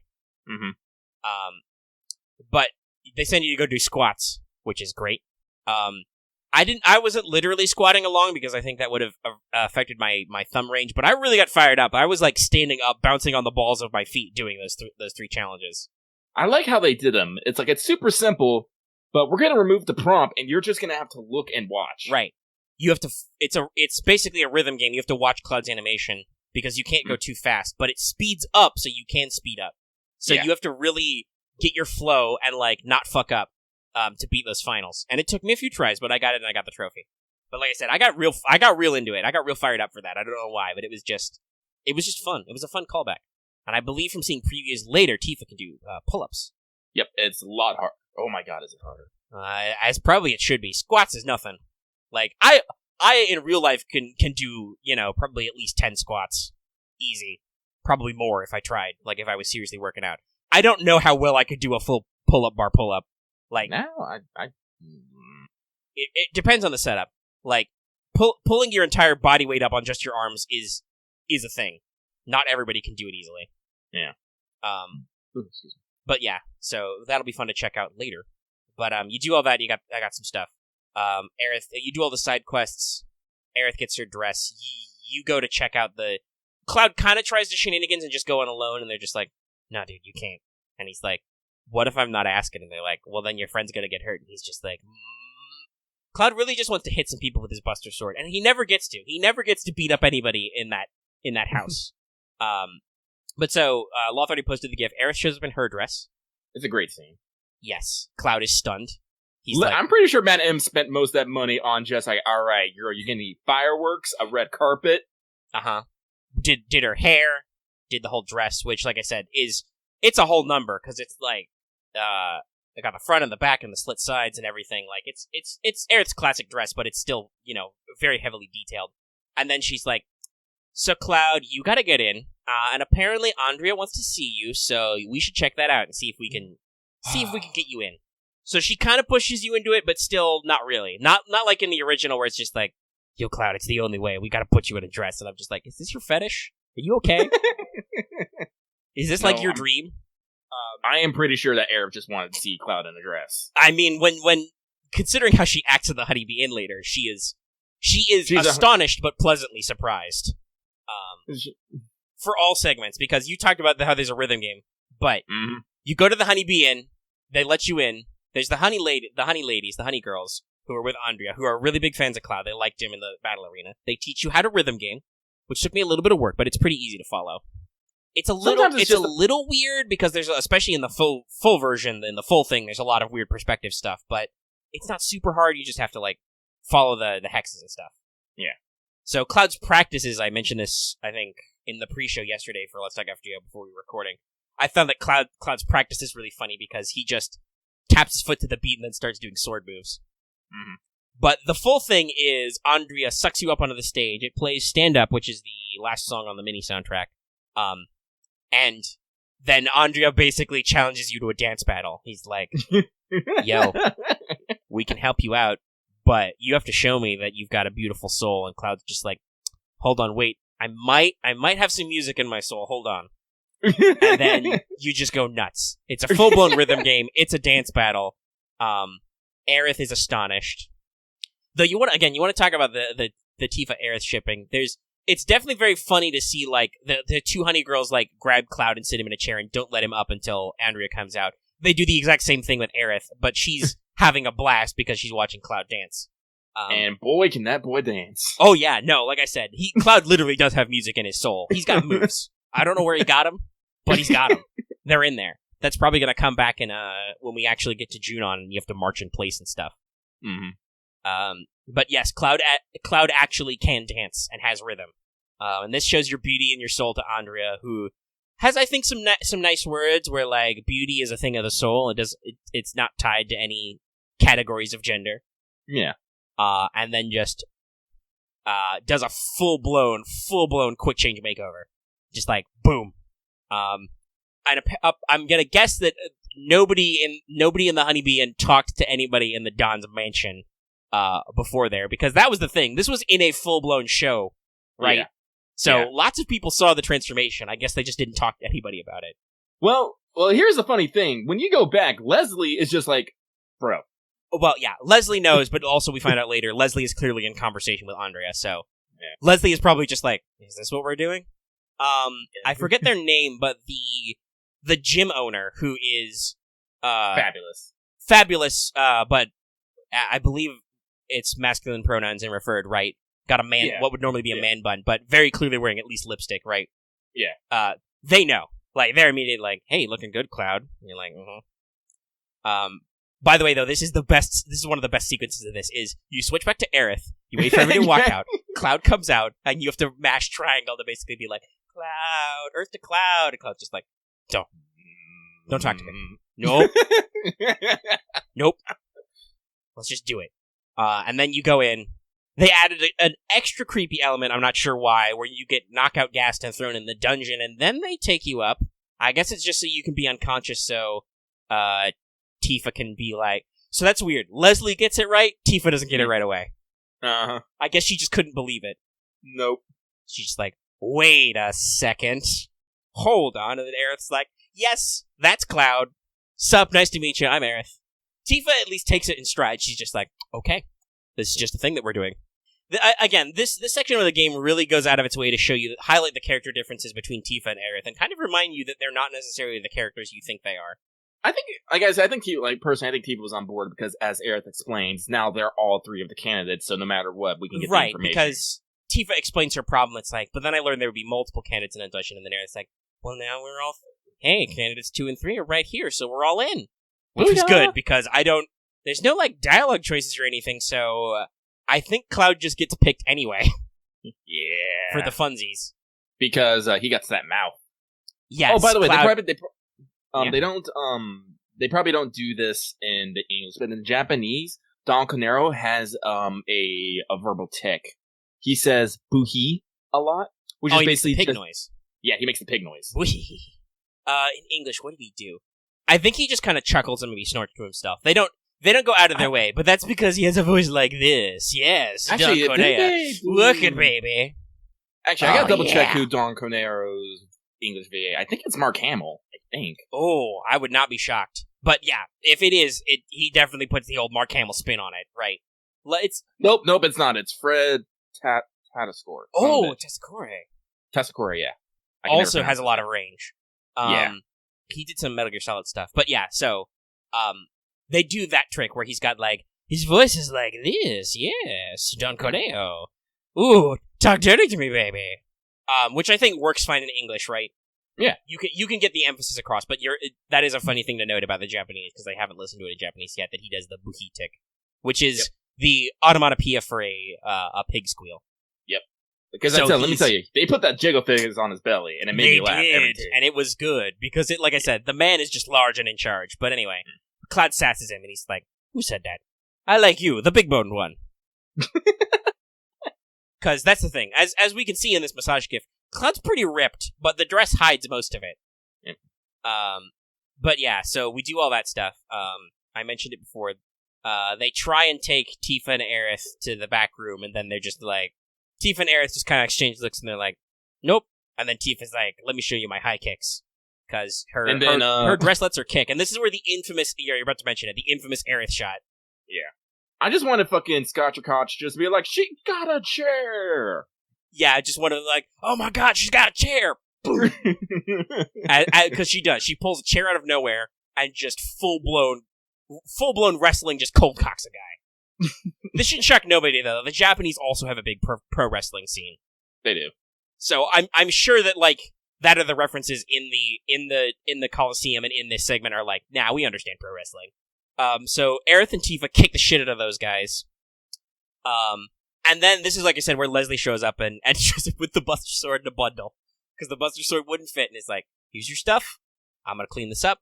Andrea says hello. And you're like, oh, Leslie, you were kind of sassy, but I guess you weren't a bad guy in the end. Well, no, you never really get that impression. Like, you don't get the impression that Leslie is bad, per se, but Leslie is definitely very sassy to you. Yeah, because, like, from the beginning, he's like, you don't want to do this. Right. You don't want to kick my ass because your friend could get hurt. Yeah. Like, you don't actually want to go be fucking Cornero's marriage candidate. Because he doesn't know why you're doing it. He just knows that you're trying to do it. It's only after he sees all that he's just like, well, I guess I didn't need to worry about you. Yep. Because then Tifa and Aerith wander, well, at least I wandered all around Don Corneo's mansion beating up everybody. Because you never know when there's a treasure chest with items. It's true. And they kept this scene complete. Well, first of all, there's some interludes with Cloud Corneo, which is hilarious because Cloud just does the she looked at me like I was human garbage to Corneo, and he loves it. He's just like, oh, hurt me more, baby. Like, because Cloud is just like, you're disgusting, you're awful, I hate you. And he's just like, ooh. But he takes some pictures as insurance. I'm wondering if those are going to come back or not.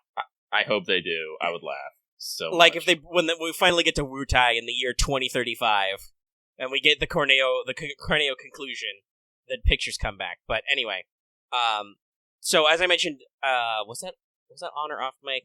Anyway, Tifa and Aerith apparently changed in front of each other. They're girlfriends now. They can be okay. It's all right. It's cool. Then they just had Cloud his stuff, and he changes somewhere. The Don is very mystified by this, so... Well, he's mystified, but he's not really upset, right? Mm-hmm. The Don is just like, so you're a man. He's just like, you're remarkably blasé about this, buddy, but he also lives and runs a Wall Market, so... He's probably used to this kind of shenanigans. Mm-hmm. But they keep the scene I alluded to before. Cloud starts with, I'll chop him off. Aerith. Oh my god. The emphasis the VA puts in this. I gotta listen to this in Japanese later. I'll replay the whole game in Japanese to get it, but just, I want to hear Maya Sakamoto's delivery on, I'll rip him off. Because in English, Aerith is so sassy about it, you're just like, much like the Don, you're like, ooh, she would. So they interrogate him, he gives them the whole story, and then he does another big line, which I because I have future-proofing, I called it correctly. The villain only reveals his plan when he thinks he's won. Yep. And that's when I saved, because we were doing some stuff in chat. Yeah. Wall Market is very dense, and I love it a lot. But I'm also very interested, because I'm only starting Chapter 10, which is the sewer, which I'm assuming will be a while, obviously, because the game is expanded. But I'm very interested to see kind of where we go from here, and how it breaks it out. Well, let me see here. It's the sewers. Then you get to the train railway trade yard. Then it's the pillar. Mm-hmm. Okay, from the pillar, there's I already was wandering around Mall Market, and I figured out where the golden shiny wire of hope will show up. Because you can see it beforehand, but there's a wall that has a giant graffiti of avalanche on it, and I'm just like, this will be important later. Mm-hmm. From there's a little bit of back and forth. As you after the support that's pillar. right. That's going to be a lot longer because Barrett wants to check in on Marlene. Yeah. So that's you're right. That's a much longer walk this time. Yeah, and they do the once speaking of the wall. Once you do this, there's no going back. So there's a little bit of things here to do. Because that's where you can actually unlock the fast travel system by finding lost chocobos and stuff. Sweet. And the ascent is its own chapter, as you would expect it to be. Yeah. Then Then Shinra there's going to be a itself is lot like of 3 or Shinra 4. HQ. Yeah. Yeah, the Shinra HQ itself is like Shinra 3 or HQ 4 is chapters. clearly broken up into segments. Yeah. Alrighty. So maybe by next week I'll be all the way done. Probably. I see it. I will need some time though because of these darn dirty raids. But also I'm at like 800k, so it's not that far either. Mm-hmm. Much like you, once I'm done with the point ladder, I'll probably like cruise control, except maybe for some mats or some just for funsies. Yeah, like right now, I don't think I'm gonna be doing these raids. I'm gonna hold off for a while because I want to get to play some more P5R personally. Yeah, which we can talk about now too. Mm-hmm. You're probably going to catch up to me, or if you have already. How far? Last I heard you run Futaba's Palace. Did you finish that one yet? I finished. Okay, then you're ahead of me because I am at the point where I finished it the other day and I could send the calling card, but I haven't yet. Because yesterday I didn't play any console games at all. I don't think I did either, actually. Well, I was being fucking. Well, yeah, you were a madman. I was in a similar situation. I wasn't quite as crazy as you, but I did many rounds of the raids, and then around midnight, when the before the new raids started, I think, or maybe it was in the middle of them, I took a break and I did something else we can talk about, which is I played some stuff on TTS with the team, the community, the peeps. But yeah, so P5R stuff. So you're a lot farther along than you were. What are your thoughts and feelings? This should probably be more you rambling than me. I'm gonna say they switched up the boss a little bit, like they have in a way, and in a way that I actually like. That's good. I appreciate that. They actually made it a lot easier, honestly, in my opinion. Well, yeah. Unfortunately, the first run of Futaba's Palace boss, the Sphinx, it's very one trick pony, right? Yeah. It's very much do the thing. You've done the thing. Do all the stuff. Oh shit, you can't anymore. Wait till you can do the thing again. They've added like a little bit of mechanics, but it's simple. You'll get it like instantly, and then as I said, it's a lot easier. Which I was kind of because Futaba's original boss it was kind of a pain in the dick, not because it was hard, just because it was a fucking pain in the dick. Yeah, it was mechanically very strict. Yeah. Also, I'm glad that it's kind of easier to proc. Partially because I didn't get a lot of extra good mementos time in. I know you did. You said this on stream that you used, which I believe that is new. That when you insta kill, you get some EXP from it. Yeah. Like once I figured that out, I was like, oh no, y'all. Oh yeah, no, I'm totally doing the same. I'm gonna fucking insta kill I'm gonna crawl for flowers and insta kill weak shadows. Next time, literally the moment I can, I need to take a mementos day.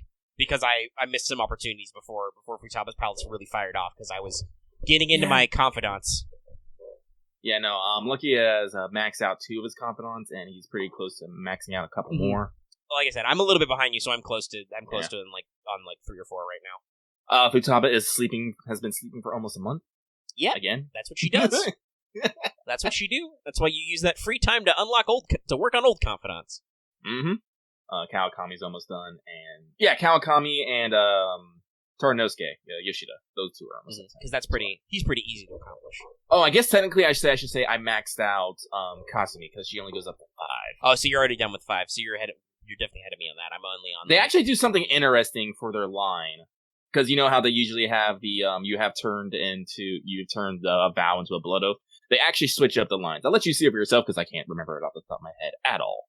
It makes sense to do it. That's cool. Yeah. Honestly, like I said, that's a cool mechanic to, like, it's much better at obscuring than Akechi was, even though the cat's out of the bag because of promo, right? But, like, if you want to do this truly blind, that's much better than what they did with Akechi, where it's just like, oh, Akechi's just a normal story lock social link. Oh, wait, no, now it's 8. Now all his shit's unlocked. But also, Akechi actually unlocks shit, too. Yeah. I've been hanging out with Akechi, and only because I'm in the know, I'm noticing the suspicious shit that Akechi acts when he talks. I was like, Yeah, no, Akechi's very sassy. You got the event where Akechi and Kasumi run into each other and run into you, right? Yeah. That was very... First of all, I love that the game was like, hey, remember these characters exist? Here's some cool stuff with them. But also, that conversation is very I love big Kasumi's deal. answer, actually. Yes, that's Kasumi's philosophy that will come up later. She has a good one, which is like, I don't know if the Phantom Thieves will actually help. Because if you constantly save people, they won't do it for themselves. Yeah, and that's something I think this R is doing a little bit better about the greater commentary of the morality. Because in the first one, yeah, go ahead. Well, I actually talked about this community. They might have even for the translation, they might have spiced up their dialogue in a few areas. You think they redid the translation a little bit? Yeah, because I can't remember. I honestly can't. But well, actually, you probably have a better memory. In doing Kawa and Kawasumi's, or Kawakami, excuse me. Kawakami's, did the couple actually straight out accuse, Kawakami of being a sex worker? Did they out and out say that? What was that, Omega? I was thinking, they definitely imply it. I don't remember if they used those exact words. Did they use those later? Yeah, no, they actually used the exact word sex worker, and Kawakami doesn't deny it. I'm just like, oh. But, anyway, we pause recording. It's dinner time for me. Yeah, sure. We'll pause the recording for a little bit. I'll go get some food, too. All right. Intermission! Intermission! Again. Yes, we are back Food. from intermission time. We were talking about slight dialogue changes in P5R. Yeah, so... I think what I was going to say before, because you were asking me about the old one, was just that, in general, it does seem like P5R has done a little bit more to kind of call the Phantom Thieves into question, right? Yeah. Because, I mean, that kind of happens, but at the same time, it's mostly through a catching in the assholes on the internet, so it's naturally you're like, I don't know about those people. Yeah, but when Kawasumi is all like, people need to save themselves, I'm just all like, she's not wrong.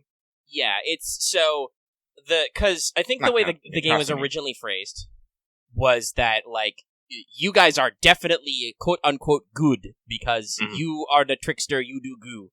Mm-hmm. And you're fighting against shitty adults who are very, very bad. Mm-hmm. But also, there is a bad ending in the game, so I think this one kind of sets that up better, in that it definitely calls into question, like, first of all, it reminds you that not all authority figures are evil or people Joker can bang. That's not 100% true. There's still the son in the original, but it was very weird that, like, I think it was almost all of your adult confidants were adult women who could be romanceable by Joker. I think there's only Iwai and Taranosuke. And Sojiro. Oh yeah, and Sojiro, that's right. Yeah. He's not story, he's separate. So, but it takes a while for you to come around him also. You have to save his daughter and shit. Yeah, so, and the plot eventually reveals that you're Phantom Thieves to him, so. It's still very interesting. There aren't a lot of positive role models, which P5R adds. The counselor's great. I'm still sus as fuck of him, though. He reminds... Like, the best way I can think about him is kind of Shiro Kotomine. You know, Asakusa. Where he seems like he's a good dude, but for some odd reason, he just screams shady to me. Well, I think part of that, was just in Apocrypha, was they used the name, Kotomine, and you're just like, Oh, yeah. But yeah, the counselor is, similarly, it's kind of like, you're nice and all, but also you've got some interesting ideas, which I know could go very, very wrong in the end, so I'm gonna see what's what with you, buddy. I seriously feel he's gonna try and pull a fucking Heaven's Field thing. It's like, I want everyone to feel nothing but good feelings. There will be no pain whatsoever. And I'm just all like, I don't actually know, but I'm sus. This is P5R. Well, the thing is, he's talking about some stuff that it's starting to sound like cognitive science, son. Which is like, to me, that's like, whoa, hold on, buddy, red flags, because there's only a couple of people who know about that, and most of them I'm gonna have to punch, so we'll see. I'm very curious to see if because there is is it a quest or is it an event? Taking her to the school festival is an event, but I think it's in her social link, you take Futaba to your school, so she can be like, here's what school's like. I wonder if they're gonna squeak in an event where she talks to the counselor, because they don't for Yusuke. Which is sad, because Yusuke could probably use some therapy. But he has art. He has LeBlanc, so he can stare at the picture of his mom. Yes. But Makoto has a counseling session later. Yeah, that was a strong one. Which I think we mentioned. I think I talked about that because I talked about the conversation. So I'm very interested to see where they go. That's going to be very interesting with Haru for reasons. Because the counseling sessions don't seem to happen until after the palace is complete. Like, it's not just when you recruit those characters, you have to actually do their thing. So, that's going to be very interesting, and I'm probably going to guess why she's going to have to go to counseling. Yeah. It's because her fucking dad's dead! Sorry, I just couldn't hold in the vanilla P5 spoiler. It's going to be really interesting to see. Again, though, I think that's part of why they maybe either the localization script got refined a little bit, because after a couple of years, or the Japanese adjusted things a little bit, where... it's excuse me. like I said, it calls into question, because that event is supposed to actually call into question the Phantom Thieves, but it, again, because you're the Phantom Thieves and you're running this shit, you're not actually like, we're not bad, though. We're just, as Ryuji says, we're just doing this to get back at the shitty adults and to inspire people to be able to take back in their lives, because we're just kids. Also, this is also Ryuji, I want to be fucking famous. Well, yes, Ryuji has subtext to his character, because he's not, he doesn't have a complete arc yet, but the core points of the Phantom Thieves are not wrong, quote unquote. No. Like, this is also why I'm also liking Akechi's, social, confidant. Because he's also, calling into question the Phantom thing. And I can't remember what exactly what he said, but one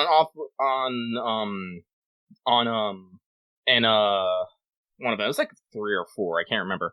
He basically says, like, what is justice or something, and it's just, or he gives you an option, and the third option is, neither of those, and he just says, so you're basically pushing a self-centered justice on people who don't want it, and I'm like, technically, yes. Because no one's asking me to do this, but I'm gonna do it because I think that's what's best for them. Right, so, yes, and that is the thing about doing the right thing, right? You're technically part of the morality of doing good is nobody has to ask you to do it. Mm-hmm. Like, nobody had to ask the Phantom Thieves to stand up, even though Igor kind of does.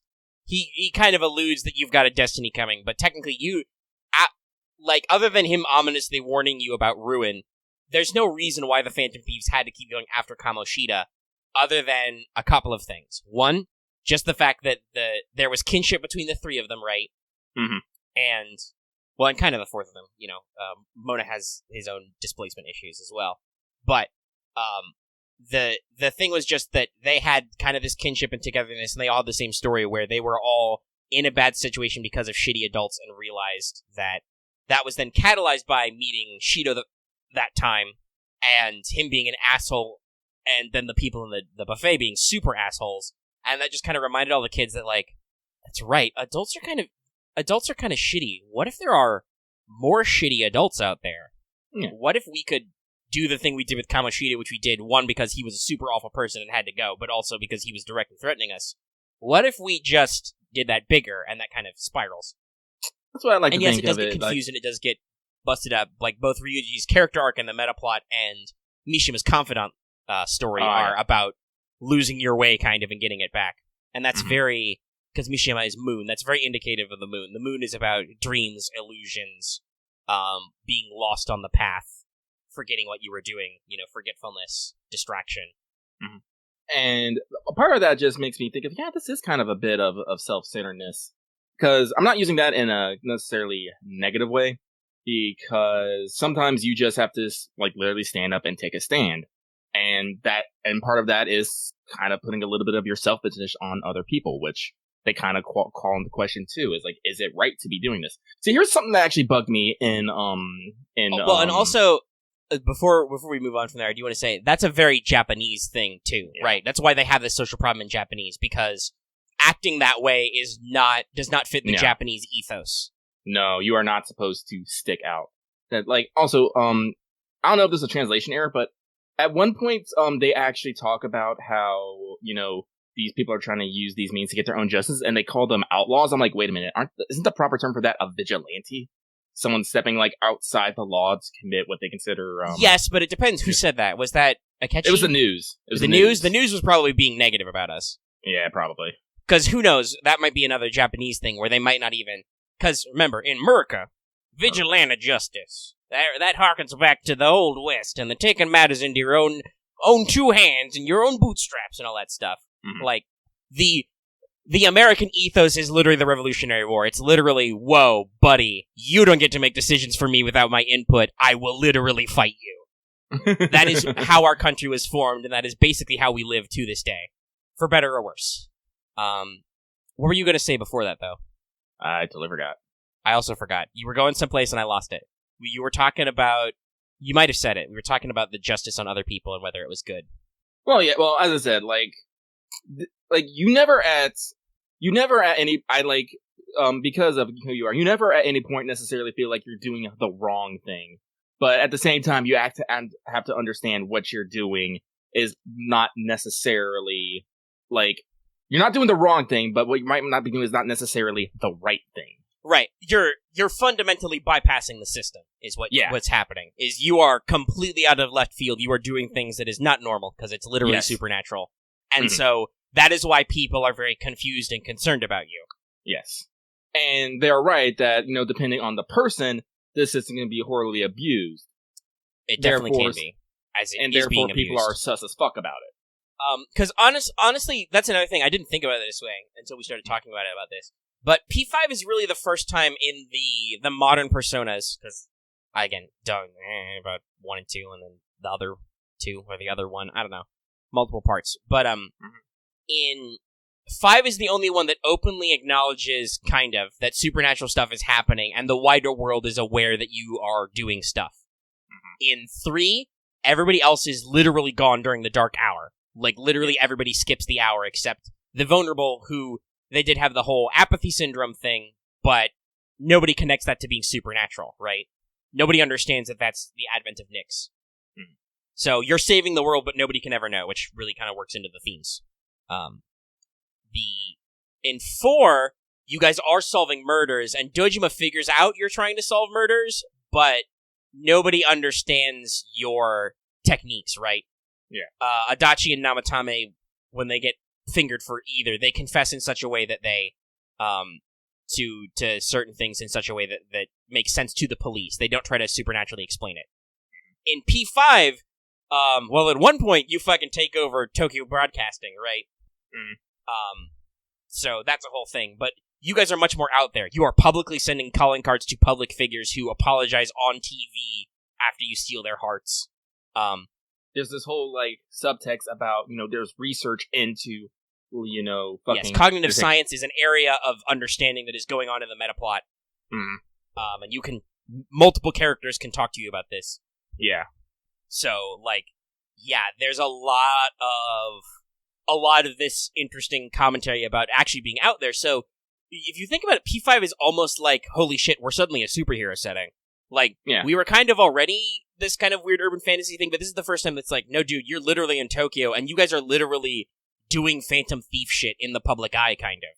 Well, I think it's been a level of escalation, because if I remember right, in P3, what happens in the midnight hour necessarily doesn't translate well into the normal world. I can't remember. It's been forever since I played. Yeah, there were some disruptions, like in P4, Rise mentioned she was playing the club in P3, and one night the power went out because you fought a shadow there during the dark hour, and some shit got weird.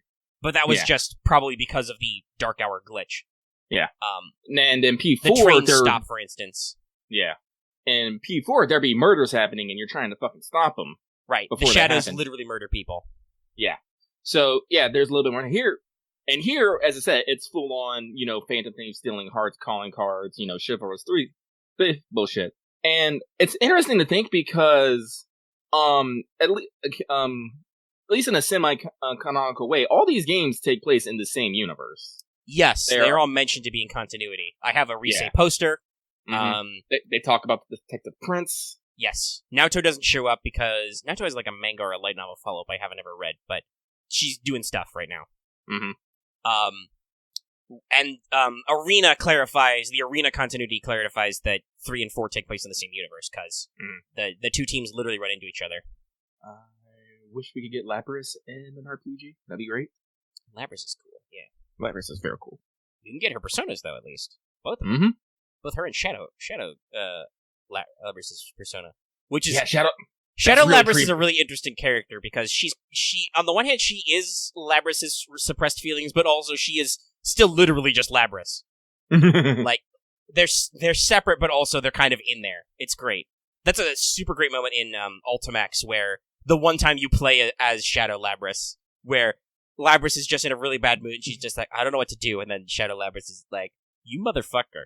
You accepted me. You hold on, excuse me, can I go a little apeshit? And Lapras is just like, and so Shadow Lapras just comes out, and you kick the shit out of that guy with her music blaring. I love it. So Starlight brought up a point I want to address, because they mentioned that, the moral problem of changing people's hearts. So here's the thing. You don't actually change anybody's heart in that sense. No, you actually talk to them. It's not really brainwashing, is the thing. No. People talk about it like it's brainwashing. That's not actually what happens. because we don't kill the shadow, which could cause them to have a mental shutdown, right? We could destroy their desires. We make their treasure vulnerable and we steal it because the treasure is kind of the source of the distorted desires. Yes, the treasure is the cognitive dissonance, basically, that's blocking them from realizing they have a shadow. After we remove that, and after you beat up the shadow a little bit, you can basically, once the shadow, the master of the palace, is weakened, you can talk to him, and An literally just talks to, like, with Kamoshida, An just literally talks to his shadow, and it's just like, hey, buddy, you're in the same situation you put Shiho in. Do you understand what you've done now? I'm not going to kill you. I'm going to make you understand your crimes. And he's just like, okay. And then, because the palace collapses, the shadow and the regular self reunite, which is a psychology thing, and the way it works is that the real person, the ego out in the world, understands, oh shit, they stop repressing their feelings for a second, basically, and they understand, oh shit, I've done some bad stuff. And honestly, the more I think about it, fuck, common tactics of brainwashing are used a lot more than you think. Like, fuck, like, just the standard good cop, bad cop situation, you can say is brainwashing. There's been a lot of studies that people who are completely innocent of crimes have been left alone with interrogators and to admit to crimes that they didn't do just because they couldn't fucking handle it. Well, yeah, that's torture. That's literally how the torture thing works. Yeah, I know. So, and honestly, and I've taken classes in interrogation. Yeah, it's not as hardcore as that, but no, like literally the basic bitch interrogator playbook is to constantly insist that the subject has done something wrong, and based on how they respond, you can judge their honesty. You never are like, no, listen, no, you didn't do it. I mean, you can do that, but the basic playbook is just like, you did it. Yeah. Let me explain to you how you did it, why you did it. You did it, didn't you? And then how people work out is that innocent people usually get righteously indignant. They're like, whoa, I didn't do shit. Fuck you. Like, that's the natural response of an innocent person. And then guilty people have a lot of avoidance strategies to avoid saying that they did it. And honestly, look at how Joker was treated in the beginning. He is literally beat the fuck up, drugged. Like, they literally make him sign a confession, and if you don't want to do it, they just beat you up more. Yeah, they're like, you need your hands to confess, but you don't need your legs, bitch. Cameras, we don't give a fuck. Which again plays on the whole shitty adult aspect, and why eventually you're not going to give a fuck that like entirely doing this because you're doing it for the right reasons. Right. Because here's the thing. Like, this is why this is one of my things. The right amount of power in the right place with the right person. Right. That is Joker is the right person to solve the problem, which is very, very meta contextual. There's like, yes, as is typical with Persona, there's like 3 layers of how fucked up this shit is. Mm-hmm. Like, there's the individual level of all the palace owners who are shitty people, and like I said, ultimately all you're really doing is just you're putting them in a situation where you unfuck their Jungian psychology and they have to, like, realize that they have repressed desires that are bad. You're, like, literally just making them, like, confront the fact that they've done wrong and hurt people. And then, as a result, they stop suppressing it. Mm-hmm. It's funnily enough, it's basically the same process that people go through in P4. But the people who go through that in P4 are your allies. Because you talk to the real person and the shadow, and you tell them, no, dude, that's you. You have to accept them. You have to accept that thing about yourself. But because most of the PCs most of the people who have shadows in P4, I should say, are that way, they're just teenagers who are a little fucked up by social expectations. They're not bad people. They don't have, like... Well, actually, honestly, you could argue that the dungeons in P4 are palaces. They're created by the TV world. They're influenced by people's perception, but it's basically the same mechanic. Well, as I said, there's continuity, like, and I still argue that Futaba had close to P4. That's the thing that's commonly talked about. Futaba basically she still awakens her spirit of rebellion, but she fuses with her shadow. Right, she awakens more P4 style because she actually goes in and confronts her shadow. Yeah. And the funny thing about Futaba is what she's suppressing about herself is a good thing. She is repressing her correct memories because she's been fucking gaslighted. Mm-hmm. I want to talk about brainwashing. She was literally there's gaslighted. Another one. Gaslighted, yeah. To fuck her shit up or whatever. And then her shadow is like, hey, no, dumb fuck. Remember the right way. Do you remember?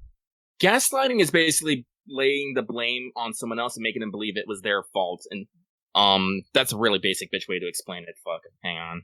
But yeah, the core is that you manipulate someone to question their own sanity or their own their own version of reality. Okay, here it is. Gaslighting is a form of psychological manipulation in which a person or a group covertly sows seeds of doubt in an individual target, making them question their own memory, perception, or judgment, often invoking them a cognitive dissonance or others changes self-esteem. Basically telling someone that they're worthless and they can't live without you, they couldn't do anything without you, basically. So it's one of the common ways that you see in relationships, how one makes one dependent on the other or forgive them whatever faults they have. It's like you see a lot of it in domestic abuse relationships. So then the etymology to explain that, which explains it very well, it's from a play which was turned into a movie called Gaslight, which is about an abusive relationship. But the term comes from a husband tries to make his wife think she's insane, and the core is that he dims the gaslights lower and lower, and he pretends that nothing has changed.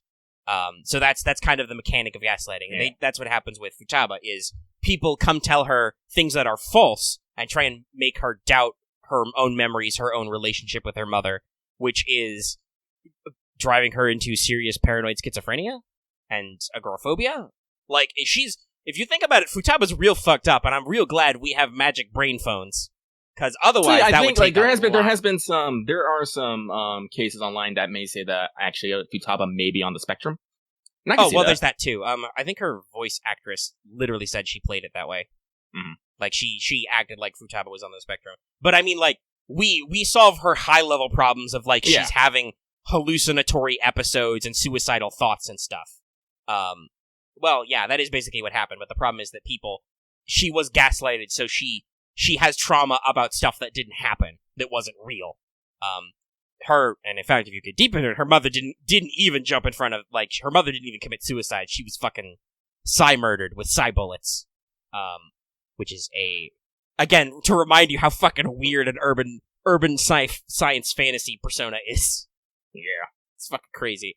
But because we can get in there and she can directly see and acknowledge her repressed information, as the palace ruler, she gets to talk to her shadow and realize all the stuff that's wrong, and she stops having the really bad mental disorders and goes back to being mostly functional. You have to still do her confidant to kind of really get her on the path to being fully functional as a member of society. But in general, she stops having suicidal thoughts and, like I said, hallucinations and stuff when you correct the delusion. And she stops being a hikikomori mostly. She goes outside. She goes to the cafe. She still has social anxiety and agoraphobia sometimes, but you get rid of the dissonance, right? Yeah. Is the thing. Because she's the only positive palace we've gotten, unless there's more in 5R. Nobody say nothing, nobody type, nobody do nothing. Anybody who types will be destroyed. Give it like 5 minutes until I forget about it. Don't even breathe, don't even move, don't even blink. But Futaba is the only positive one, which is one why her palace is so weird, because we constantly run into Shadow Futaba, and she... is it Makoto or An?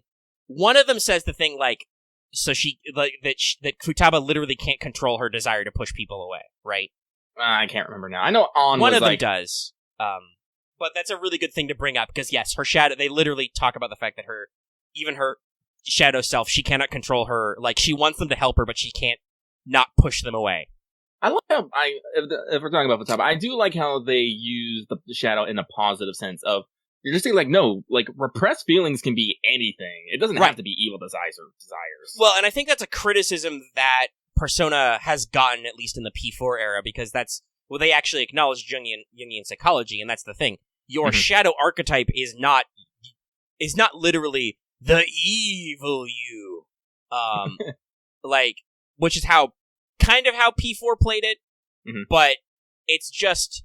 The shadow is the parts of your own psyche you don't acknowledge. It's anything that you don't openly accept, or you suppress or repress, or just don't accept about yourself. Mm-hmm. That reminds me. I don't know. Have you done the request about the lady who's catnapping? Oh yeah, I did that one. Yeah, that's a new one, I believe. Yeah, what? Were you able to solve it just by talking? Oh yeah, yeah. That's something new, because speaking of that, with that girl, her they did that a couple of times, because that was mandatory with Mishima's confidant. You don't actually fight Shadow Mishima, you just talk to him.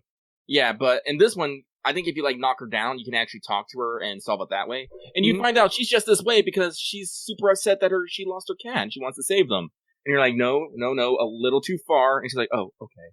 Yeah, basically, you, again, talking about that, you persuade her shadow to be like, yo, dog, you just need to accept that you've had some trauma in your past and, like, move on with your life and turn it into a positive thing. Mm-hmm. And that's because,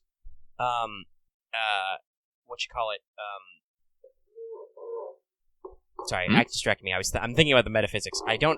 The thing is that all the other shadows are actually quite functional. Mm-hmm. But I was going to say, that's the thing with minor shadows and mementos is, like, a lot of times you just, like, those aren't super bad people yet, because they don't have a palace, right? They don't have deeply twisted desires. You can just boop them on the snoot so they calm down and be like, hey, don't do that. Don't be crazy. Don't abuse that boy, M-san, or S-san. Don't steal those cats. Don't steal the tail money. That's bad. Don't do that. Don't kill... Well, killing cat boys like you, go. Prison, now. Fuck you. How dare. Well, yes, I guess. But also, I mean, that's the thing, though. Futaba doesn't want to acknowledge the good things about herself. Because of her cognitive dissonance, she's stuck in a suicidal loop where she's super depressed and she wants to die. Her room is her tomb. She will die there. And then making her acknowledge her shadow is like, no, you're fine. It's okay. You're fine. You weren't a burden on your mother. Like, that's not how that works. You. And then she gets angry, like, what the fuck? Mm-hmm. That also is super interesting because Shadow Futaba is not the boss. That's the first time you fight a cognition boss, and it's a really, again, really interesting way they do that. Mm-hmm. And I'm glad they kind of put that at the midpoint so they can change up the formula. I'm pretty sure there's going to be even more interesting things in future palaces, too. Yep, I'm excited. Oh my god, I can't... What will they have done to Shadow Sai? Because that was already a little weird with the slots and stuff, but, you know... Oh, fuck. Is she going to have a cognitive Makoto? Ooh. That would probably be a pretty deep cut, but P5R is... Listen, they already did cognitive Shiho. There's no holding back. No bars. There's like, hello, I have a hammer. I would like to introduce it to your heart's kneecaps. I'm like, no, please. My heart needs those kneecaps. Well, the people in P5 are usually evil because that's the theme. The theme is rebelling against shitty adults, right? Because that is a real problem in Japan. There are a lot of abuses of power and abuses of station because, again, the Japanese ethos is generally, if somebody is older than you or more senior than you, you give them respect and you do what they tell you and you don't rock the boat. Because if you're rocking the boat, then you're a boat rocker and that's worse. Only it's not really worse, and I think a lot of them would even acknowledge it. It's just that because you psychologically condition people as a youth, they don't realize that, like, wait a second, this is one of those times when I'm supposed to rock the boat. So P5 Japan has this weird thing about, you know, appearances and whatnot. Right. Face is a big deal. Yeah. And when you rock the boat, you know, you're showing those cracks in, I'm going to say, the company that, you know, you don't want to have to... Right. You are letting the persona slip and you're showing your true thoughts. Yeah. But your true thoughts are, most people are attached to something, so you are a reflection of your society. So that means you're showing poorly for your parents or your school or your job or whatever. Mm-hmm. So you have to be careful. Again, like, playing Persona, again, it's like, the themes hit so goddamn hard. Honestly, I think the problem is that the Japanese kept their weird face baggage, but they got rid of their you can challenge people to fight with 3-foot razors baggage. Like, if you could just challenge Kamoshida to a duel in the gym, I think you'd and whoever wins is right in the eyes of society. That would really shake some shit up. I don't know. Ryuji got a broke leg out of his attempt. True. Oh. But he was also in track. Yeah. Joker's good. And also, as much as I love Ryuji, much as I love him, he's my bro. First 1 to 10, he's also an idiot. Yeah. I know some people in our community have said they really don't like Ryuji, but I think that, again, the dialogue massages this, like, he's still the source of, like, some of your problems because he yells, he can't... Ryuji is bad at internalizing. He's bad at inside voices. But also, that's because he has been grossly ostracized and left alone, so... Yeah. Like, yeah, I mean, it's that. Also, I'm gonna be honest, Dax, it's natural that you would empathize with Ryuji because... You are the Ryuji. Like, we've talked about... We've had some conversations recently with Axe about his motor mouth. Though, again, I want to say, that was almost funny in a way, because after we had this big, long, possibly heartfelt conversation, it was like an hour later. I mean, you are very self-deprecating like Mishima, but I was just talking about how fact that you're like, he just can't stop talking and it gets him in trouble. I'm like, So you're speaking from experience? Like, personally, I think you're kind of a mix between Ryuji and Mishima. Well, yeah, most people are not. People are individuals. They are not boxes. Mm-hmm. But those what character are you things lie. But I was just going to mention real quick, we had this conversation with Axe where we were talking about him. Sometimes he's, too helpful or over-explains, and we had this whole conversation where he's like, yeah, I guess I'll just, work on that or whatever, I'll keep it in mind. And then I was just like, later we got in a completely different conversation about learning, and Axe was like, I think the way he phrased it was like, oh, I learn best when people, like, sit down with me and kind of explain it to me step by step, and then I know how to do it. I'm just like, oh, duh, that explains so much. You literally teach how you learn. Like, you understand it as a step-by-step process, so that's why you want to explain it as a step-by-step process. Which is not wrong, as Lucky likes to say, but it is not necessarily right for all people, because not everybody learns that way. Because humans are fucking weird, and we're all individual and unique snowflakes. So, yeah. But we were talking about, like, kind of like good and evil and morality and stuff. I know, but I also want to say, also, playing P5, I just remember, fucking Mona really does dig into Ryuji for no goddamn reason. I'm trying to figure out why. Well, I think it's because they do... I don't know, maybe it's because we don't necessarily perceive how... Because Ryuji does do some deep cuts on Mona, because he will not stop hitting the cat monster. Do you have any memories? Like, well, yeah, no, but this starts like immediately at like the beginning where like Mona's talking like, oh yeah, this guy gets it, and then we have this fucking guy over here, and Ryuji's like, yeah, what the fuck? Mona is, it's interestingly, Morgana is definitely a bit of an elitist almost, and it could make sense because of reasons. But Mona really latches onto Joker. And yes, Ryuji is not as sharp as Joker. He is a slacker. He doesn't like to study. Well, they probably wouldn't because it's a big one. But maybe they might actually rework some of the dialogue. We'll talk about that later when we're both there. But like Morgana definitely latches onto Joker, and unfortunately, especially before he awakens a persona, Ryuji is not Joker. Well, Morgana is supposed to be the plotter, the brains, the mastermind. Only then we realize later when Makoto joins that Morgana doesn't know any more of what he's doing than anybody else, really. He just started with a slightly better grasp of the mechanics. Like, he understands the game. He's street smart, basically, is a good way to look at it. Like X said, he has the skill set. So, which Ryuji has no skills. Nope. I mean, there's a certain amount of skill to, like, sport and fitness, but that's Ryuji's thing is he runs. He is a runner. He's pretty physically fit. He has to work on his stamina, a little bit because he's a little out of practice, but in general, that's Ryuji's thing. He's a fast boy. Yeah, he is, if we are talking about criminal archetypes, Ryuji is totally the thug character. He's the muscle. Yeah. Well, he's honestly, and Ryuji accepts that part. Yes, Ryuji is like, I'm not smart. Just, you want me to beat a guy up? I can beat a guy up. Yeah. You mean to run fast? I run fast. Me, Ryuji, me run fast. I'm like, okay, good boy. Good skull. Here's a skull tree. Have some ramen. Have some ramen with fox. Oh my, I love that Showtime every single fucking time. Oh, so if you haven't seen it, Ryuji and Yusuke Showtime they're in almost not LeBlanc. But Ryuji's like, hey man, I need some juice, I need you to hit the spot. And Yusuke whips him up some, is it ramen, actually? It looks like ramen with a lot of topping on it. With a lot of toppings. And Ryuji's like, oh yeah, and then the shadow bursts in the door, and Ryuji just does the most Japanese thing ever. He's just like, huh?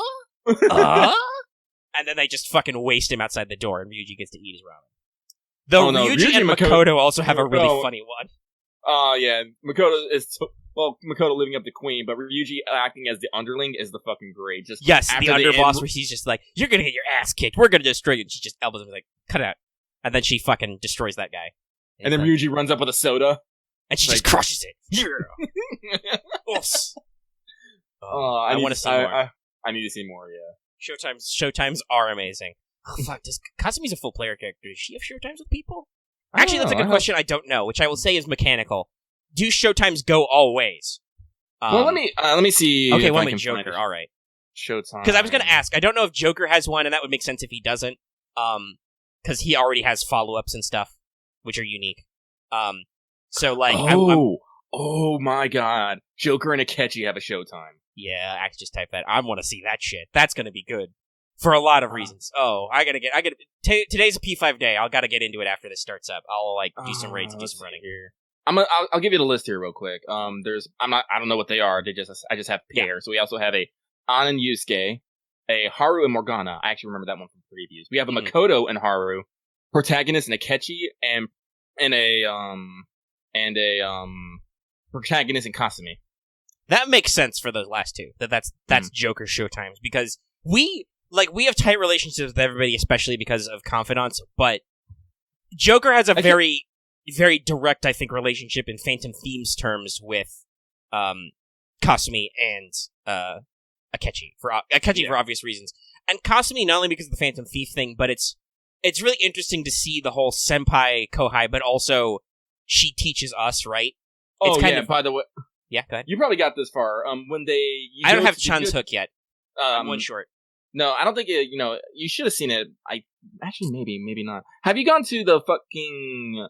Yeah, you had to have because of story reasons. But the festival with food where Ryuji got on camera and made a dork of himself. Oh yeah, that one. And then you see her at the stadium later. In the stadium, I am 110 betting that fucking stadium is going to be complete by the end of by the end of the game. That would make sense. Yeah, that would be good for a bonus zone.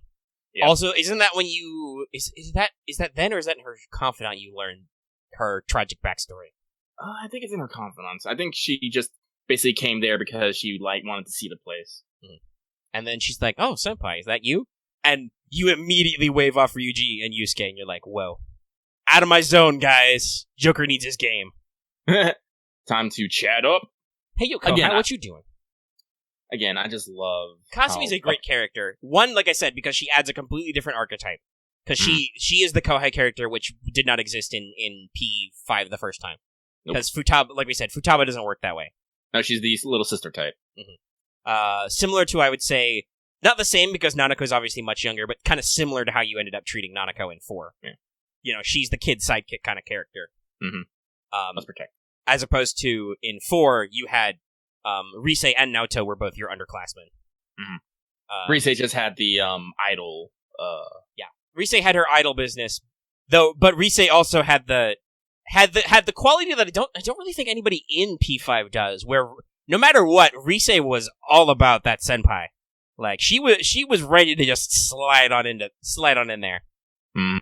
I think she even if you don't go romantically, I think she still says in the ending, "I love you, senpai," as you ride away dramatically in the train. And she's just in tears. Oh, was Rise? I forget. Was Rise the lovers? Yeah, Rise's lovers. I think in all three of the more recent ones, the lovers has been a romantic interest, because it's Yukari in 3, it's Rise in 4, and it's An in 5. Though I should point out, the tarot symbolism of the lovers is not just... It's about a choice between two options. It is usually now thought of as a choice between two romantic angles, but it is not necessarily a card about romance. Usually it's depicted with two women. It's showing that a fork will appear in your path and you must take one of two options, which emphasizes all of those characters. It's been a while since I played 3, so I don't remember exactly what Yukari goes through, but with Rise, it's about her realizing whether or not she wants to go back to being an idol, basically. Mm-hmm. And with An, it's about her kind of crystallizing her resolve to be herself, right? Because she has to deal with being a model, being herself, whether or not she wants to become a supervillain on TV, which is really... It's really... Again, talking about the morality, it's really funny that's An's thing, right? Mm-hmm.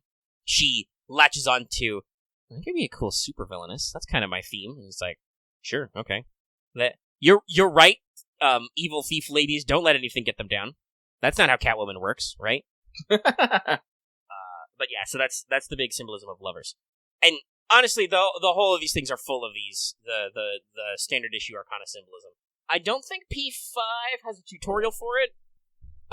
In P3 Fez, there is a whole segment where they almost stop the game to start explaining the major arcana and stuff. The tarot symbolism is way more explained. And I don't know if they did the full-blown thing in 4. Well, because those are feminine symbols, right? Mm-hmm. Act is talking about the lovers and the High Priestess.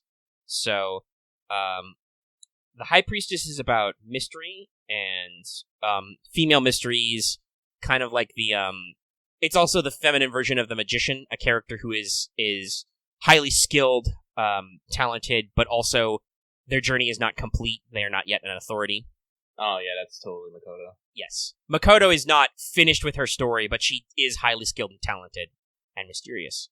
And also, Anna's also on as like your best friend because you three start this whole shit off. Right. They did the classic thing. Star. The star, yeah, which fits her, because the star is hope, triumph. The star I believe the star comes after? Star comes after Sun or Moon. Hold on. My tarot deck is shuffled, so my major arcanas are not in order. Oh, hang on. What's up? Star. Hold on. Oh, thank Star you. is XVI, so Star is 17. Strength is the Empress. This book is thick. You got the whole Fool's Journey. You can use the symbols when there's 15. There's Temperance, which makes sense for Kawakami, because it's about balancing your fucking life, nerd. There's Judgment. Judgment is 20. It's really interesting to see Judgment as a person, right? Yeah. Because that's your relationship with Sae, kind of. But it's story-related. Well, yeah, I can see it if you take it literally. She is literally looking upon your actions and making choices upon them. Yeah, okay, so it's... I believe if I'm remembering my major arcana order right, it goes... Devil is 16, or Devil 15. Which one? Oh, okay, never mind, I gotta find some more. Hold on, I gotta do math. Okay, no. 16 is the Tower, that's right. So after the Tower, which is Disaster... By the way, a lot of people are like, ooh, death, super scary. As a tarot card, death is not bad news. Death is just a change. Change. Isn't it change or separation? Yes, it's your... You will go through a new phase of life. It's meant to be a separation of the physical to the spiritual, right? You are going on a journey, you're going on a trip, you are becoming less physical, becoming more spiritual. The card that is actually bad news out of the major arcana, several of the swords minor arcana are very bad. Like 10 of Swords, if you've ever seen that picture. That's the Tower, aka the lightning-struck Tower. Isn't that destruction? Yes, the Tower is disaster, ruin, failure. Shit bad has happened. And if I remember, the devil is temptation? Yes, the devil is temptation, distraction. It can also be seen in kind of a positive thing, which is like you're free in following your desires, but also that can be bad, selfish, right? So yeah, the order is it's devil is 15, Tower is 16. After the Tower is Star, hope, victory. The night is not over. Then there's the Moon, the distraction, and then after the Moon is the Sun, which is joy, happiness, triumph. The Sun is a very, very, very positive arcana. Well, as is fucking Yoshida. He is a good boy. Hangman, High Priestess. What is the Hangman, actually? Oh, the Hangman? 12. The Hangman can be dangerous, but the Hangman also represents, because it shows a guy hanging upside down, much like Odin hung from the Tree of Wisdom. It's about sacrifice for power, for knowledge. It can also be about isolation. It's about hardship, but at the end, you get something out of it. Yeah, that's definitely why.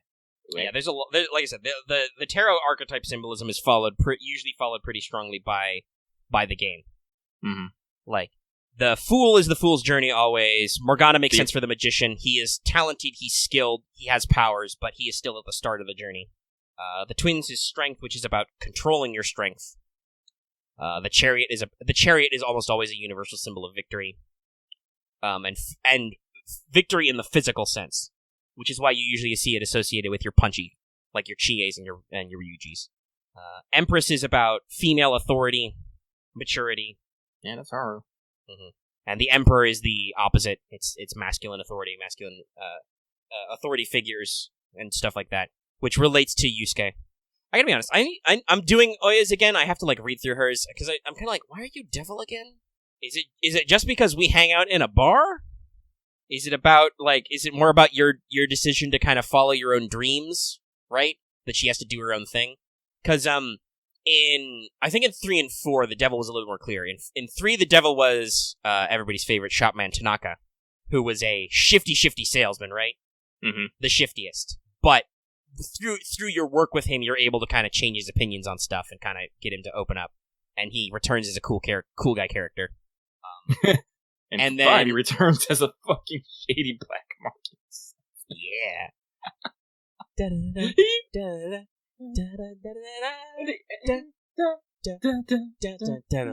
Love that guy. Oh my god, he's the best. I'm so happy they kept his fucking theme all through it. Oh yeah, you don't get rid of that. And then in 4, the devil is the nurse, because Death is the old lady. Yeah, that's right. The nurse thinks she's Death, but she's really the devil. And in that, there's definitely the, like, you get the idea that, like, is she actually being straight with you? Like, is she like trying to shenanigans you? Devil. So let me look at some meaning here. And then they really stopped emphasizing the minor arcana since 3, because in 3 the minor arcana cards were the how you got extras, which I appreciated and I kind of miss. Okay. According to this, this might be the point they're picking on for Onya is extraordinary efforts. Okay. Which that, like, if they're kind of leaning on that for the devil, I can see it, because Onya really is trying to go out of her way to get this thing done, even when the whole world is against her on this bullshit. Right. And that could also, like you said, that could be the more positive aspect of the devil. She is doing this even though everybody tells her not to. Like, she's like, no, I'm gonna do my own thing. Flip some cards. In the past, Olympus. In the present, the 6 of staves. And in the future, the 8 of coins. Interesting. Alright. And again, once again, there's your reminder in case you forgot, Omega does cartomancy. He owns a tarot deck. The Pocket Rider Weight, which is one of the iconics. Though, in P5, we have our, it's more strongly based on I believe it's the Tarot de Marseille, the original French version, hence why all the names are French. And they're slightly shifty versions. There's some very interesting things going on if you look at the Arcana art in 5. Mm-hmm. Very interesting things. Yeah, that was our metaphysical character archetypes break. Oh, I think we started this by talking about why Mona and Ryuji don't get along, and I'm like, I think you're right. It's a little harsh. And who knows, maybe their language is more distinct in Japanese, like maybe they're really disrespectful to each other in a way that doesn't translate. Yeah. But yeah, they just don't get along, and the game just keeps going at that until a breaking point, which is kind of frustrating and annoying, but whatever. Yeah. Cats and dogs, yeah. Yeah, and I kind of understand why. You want some internal conflict, because every game has had that. It's not perfect if we're all the time getting along. Yeah. Like, characters have to grow and bond. Well, that's great. Like Makoto, literally Makoto is like, I'm on to you guys, and you're like, you're not on to us. And then Ryoji's all like, I'm gonna say some shit, and everyone's like, bro, Yuji, fuck. Yeah. Now we gotta do this. And then everybody's really mad at Makoto until they cause her to have a breakdown, and she's like, you're not the boss of me. I can do danger. And she runs off and gets herself in trouble, and then you're like, hey, so do you feel like a winner now, Makoto? And she's like, no.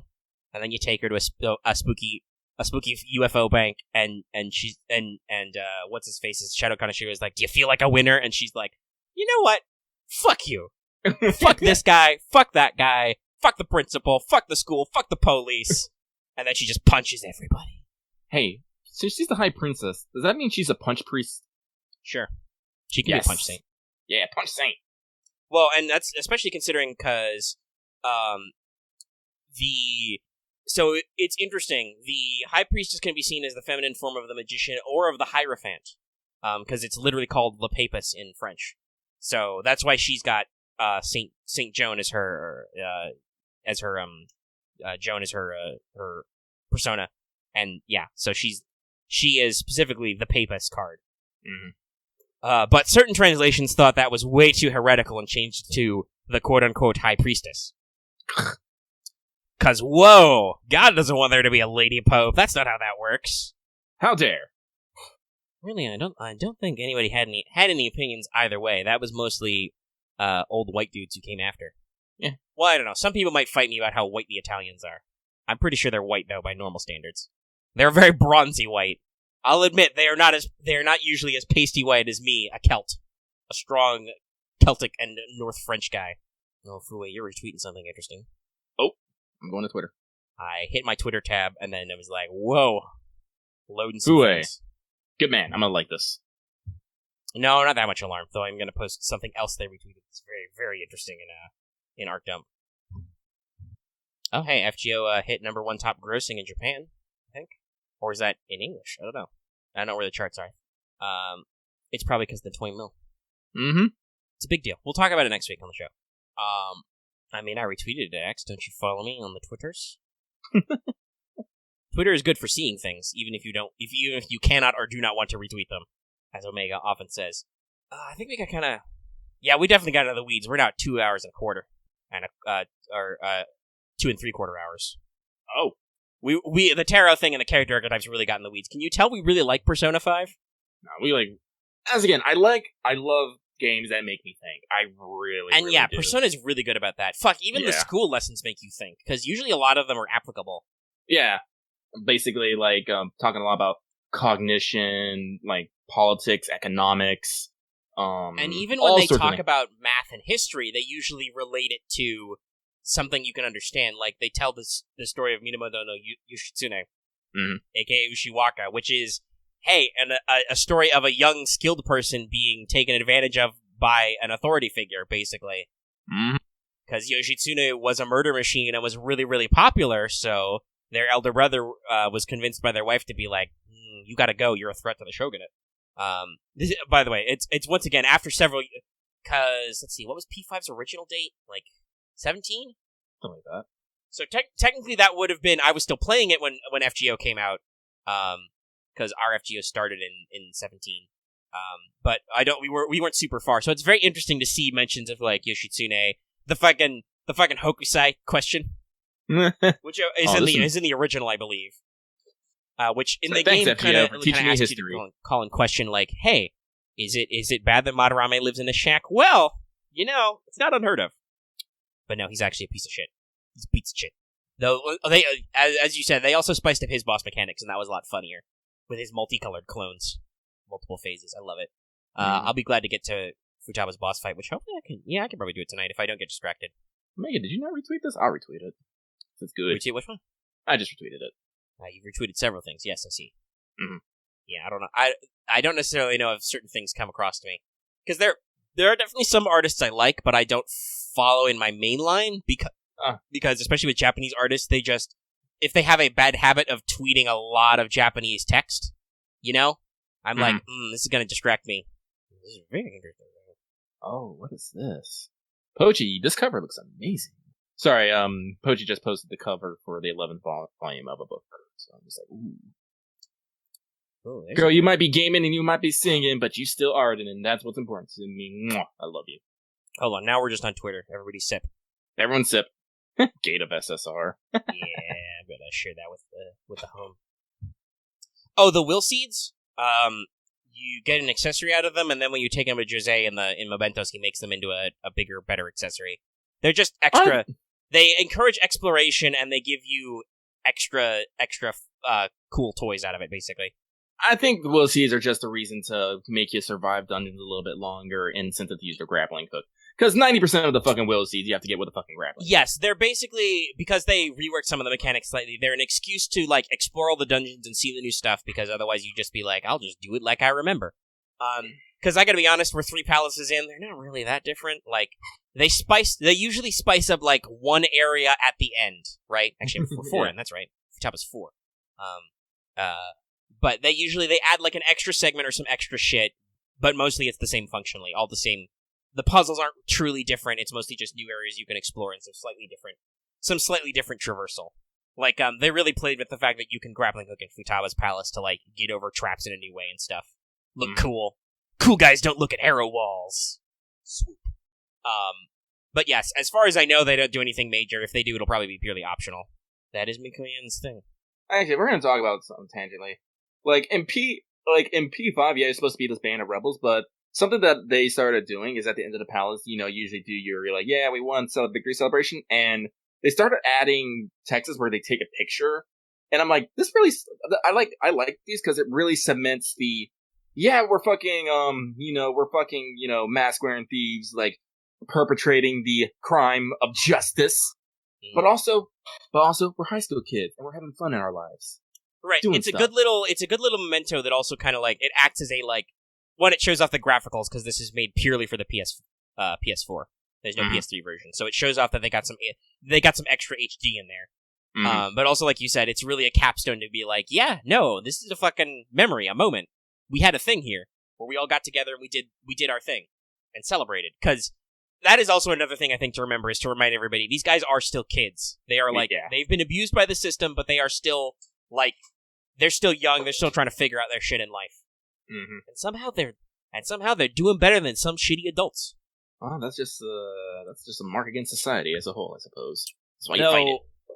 That is definitely a problem with some of the villains. Like, Kaneshiro and Kamoshida are both basically man-children. They never got out of their weird defining early thing, right?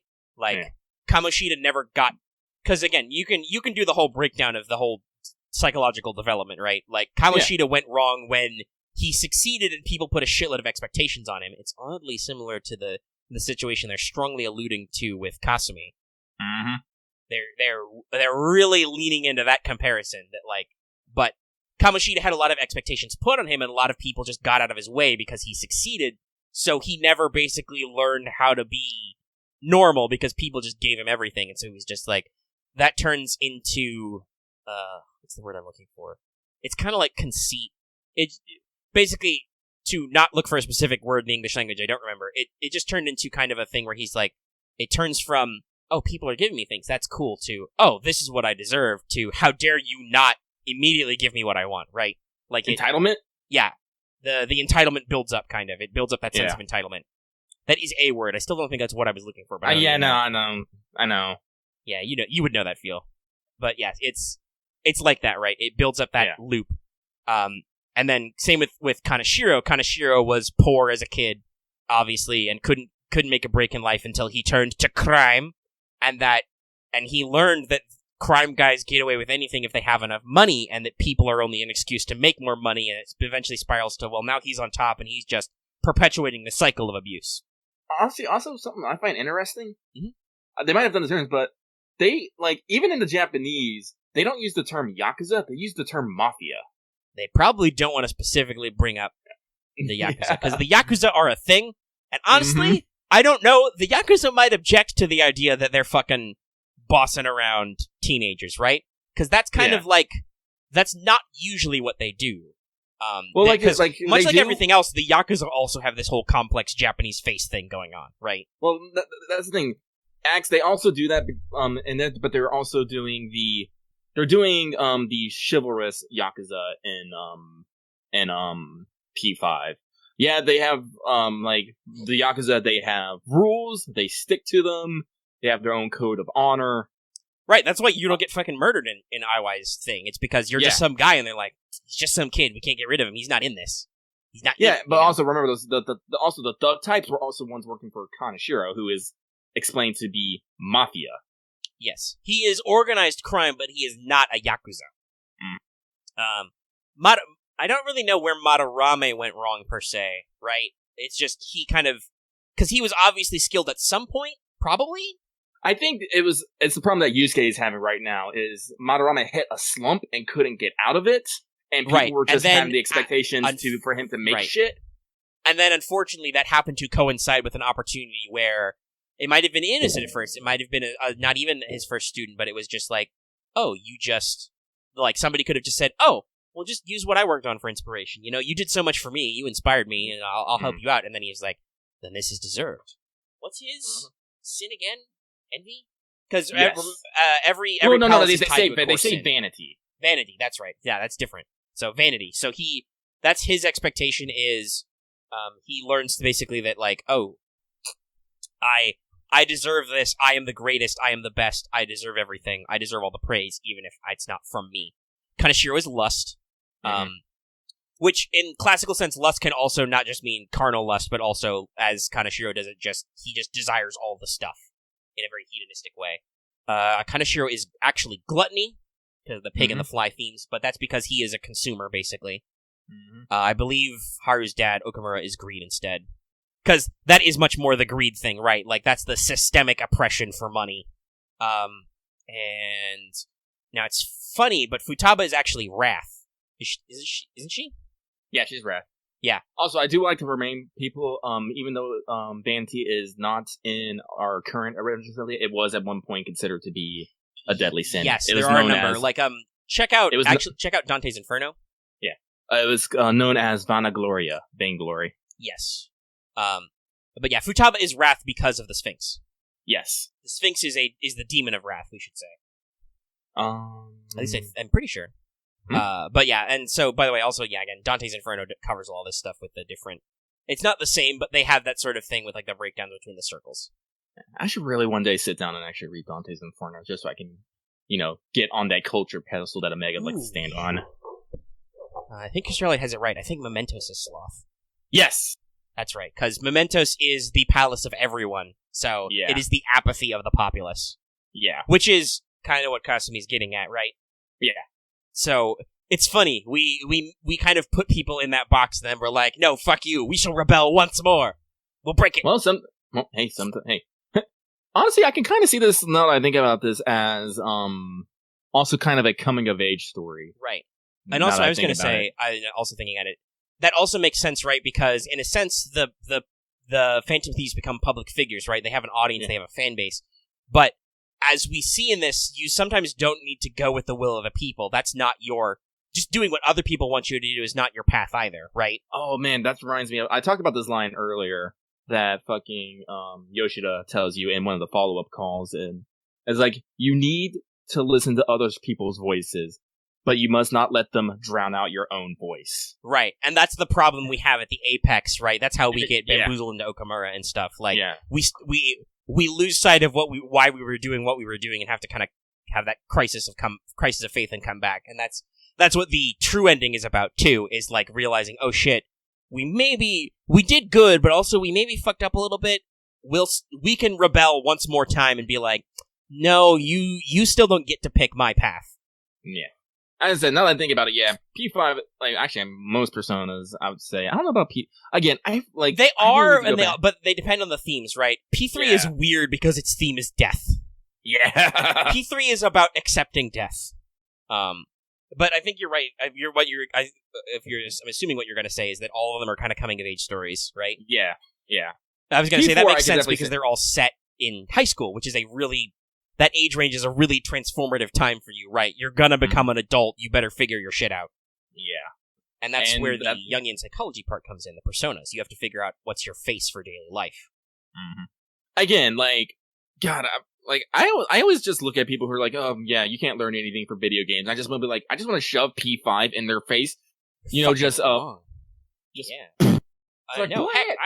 Also, I took a world mythology course and literally used P4 as an example, because P5 wasn't out yet, but I literally used P4 as an example of, like, here's how Japanese mythology and stuff is literally used in the real life.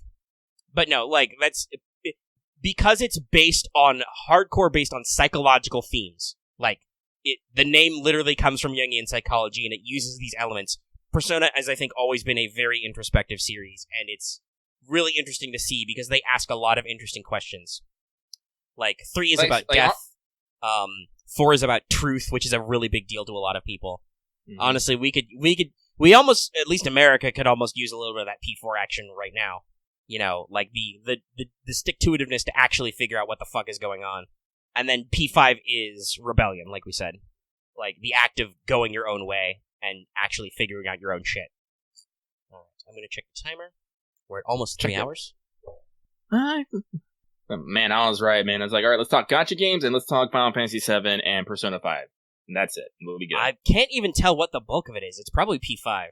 Just because, again, the beauty of P5R is we've already played this game for like 200 hours.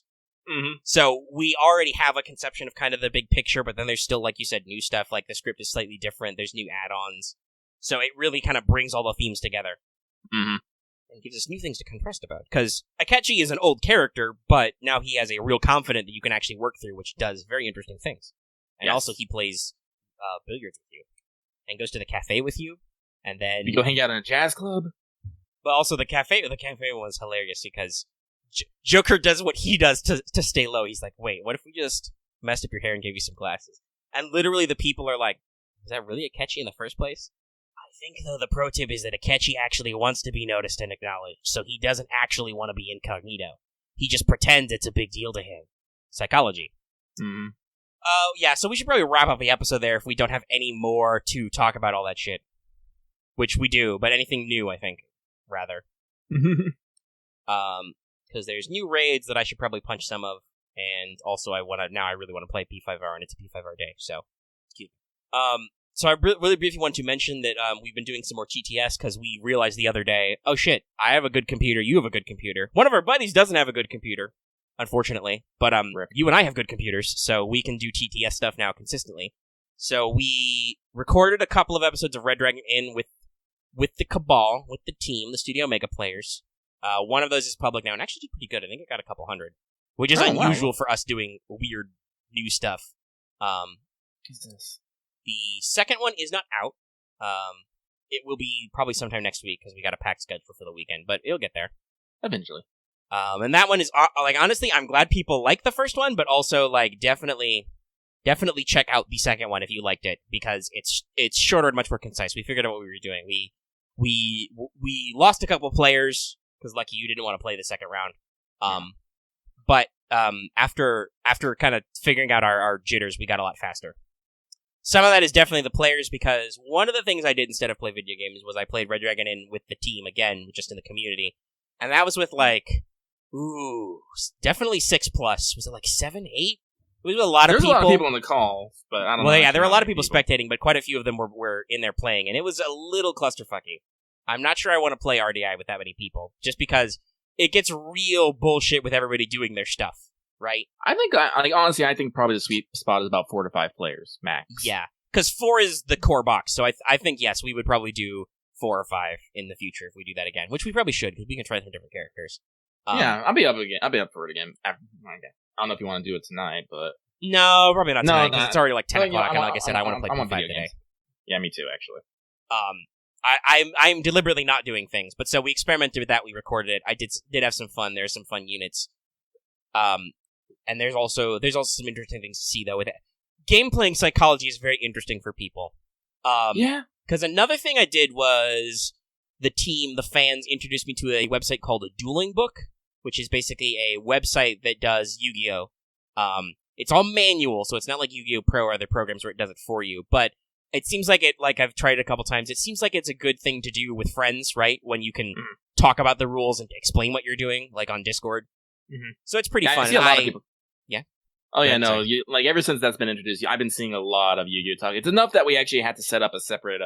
Well, yeah, because we were getting a lot of Yu-Gi-Oh chat in different channels, and somebody was like, "Can Yu-Gi-Oh get its own channel?" I'm like, Yu-Gi-Oh probably can't get its own channel, but sometimes traditional game stuff does get buried in regular hashtag games. So I made a new text channel called Trad Games for card games, board games, role playing games, etc., which seems to be fairly popular intermittently. Because now people know for sure they have a place to talk about stuff, and our community's pretty nerdy. So, I know you. So you had a little bit of, it's recorded, so there's no reason to hide it. You had a little bit of spiciness with Axe, because Axe plays games in a certain way where he has basically learned the whole optimizing. Oh, this person, I can do this right now. I must get them. So you got immediately. Yeah. Even though I passed on a chance to get you because I looked at the game like. Macro scale, right? Yeah. Like, I was just actually, I did that to you, too. Like, I could have ended a round of gambling and taken it, but I was like, no, Omega needs the gold, so I'll hold up. Didn't Axe again... Well, yeah, then Axe was like, but I've got cards that can win, right? Like, yeah. Axe seems like he's the person who's not good at taking a tactical loss. Yeah. No, that's not a bad thing, Axe. We're just observing that about you from our experience. Yeah, no. People like winning, so I'm not going to shame you that's for that, fair. But... Like, there's no shame in that. It's just like, there's definitely times when you're like, okay, well, that means that you're going to make enemies. Mm-hmm. But I looked at you and was like, Lucky's fucking dead. He's gonna drink himself to death by the time I get back to him. I don't need to hurt him. I think I only had like 3 spaces, or like 2. No, I had 2. You were in like 3 or 2. So I was like, alright, Lucky's dead. I need to focus on these 2 guys who are very much alive, right? Otherwise I'm gonna lose. Like, that's usually how I look at games, is I think, big picture, what's my play here? Mm-hmm. And sometimes that works, and sometimes you're fucked, because I've played some other games with the team, and it's hurt. Last night we played a couple rounds of Love Letter with the premium, which has extra cards. You need to have at least 5 people for that to use the cards, but it's pretty fun. We should definitely get some Love Letter, because I know you've played it before, and Love Letter's pretty simple and pretty fast. And also the way Love Letter works, because it's draw a card, play a card, it's very hard to be salty at people, just because it's like, well, you only have 2 cards, you must do what the rules say, right? Yeah. So it's like, well, you had to play something, and you might as well have picked me, Or, God forbid, when there's only like 2 or 3 of you left, it's, Mm-hmm.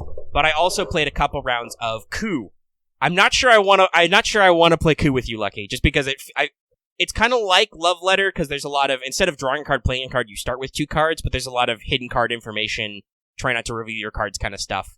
The slow build up. Yeah, we did Coup after Love Letter. It was a little rough because we had a lot of people for Love Letter, but yeah, we played some Coup.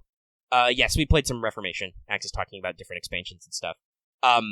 But if I did, I would probably want to play Reformation with Lucky so that there are teams, because I feel like a free-for-all is very much like, we talked about this actually, like, Lucky I feel like is the person who's like, the moment somebody attacks Lucky, they are Lucky's enemy. Lucky doesn't care if he wins, he will not stop until that person is destroyed or he is dead.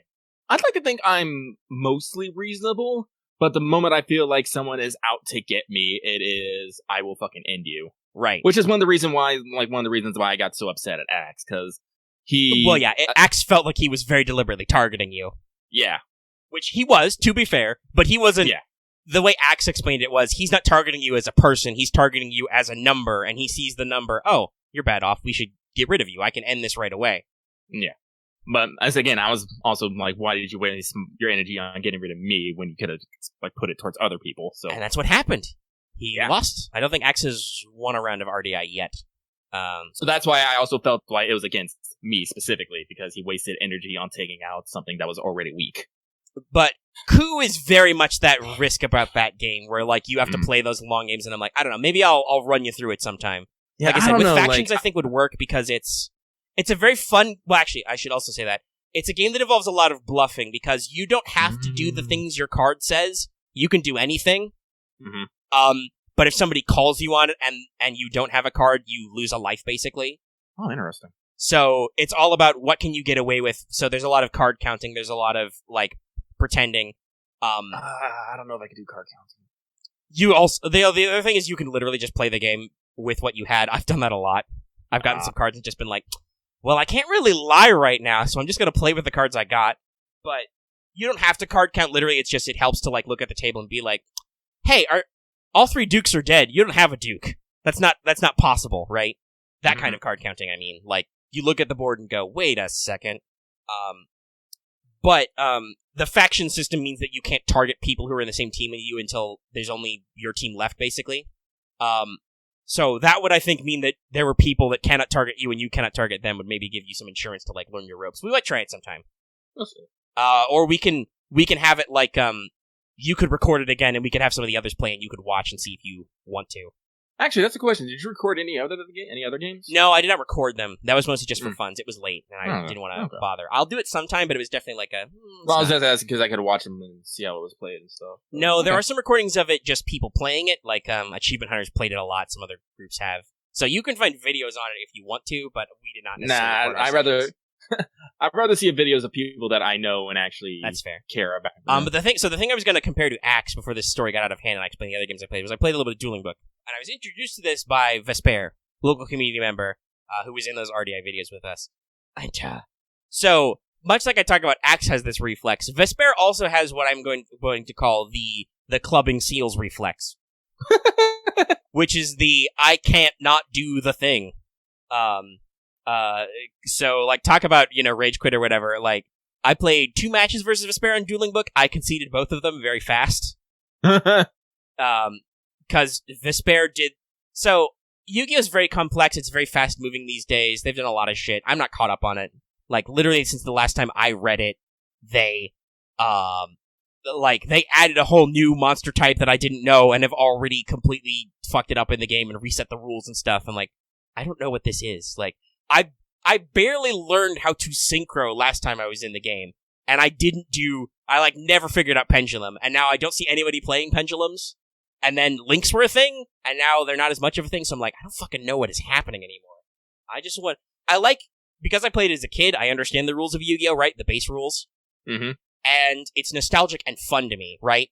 Like, I understand the thing. So, like, one of my big archetypes I like is Red Eyes. Yes, that has some bullshit in it, but also, I am also that guy who's like, haha, big red eyes go boom, right? Like, I just think the Red Eyes Black Dragon is cool and I want to play that deck. So, to me, playing Yu-Gi-Oh! Is kind of like, I would never do it competitively again. So, to me, it's a thing that I do with funsies, and maybe we can fuck around a little, and I mostly just want to play the cards I play.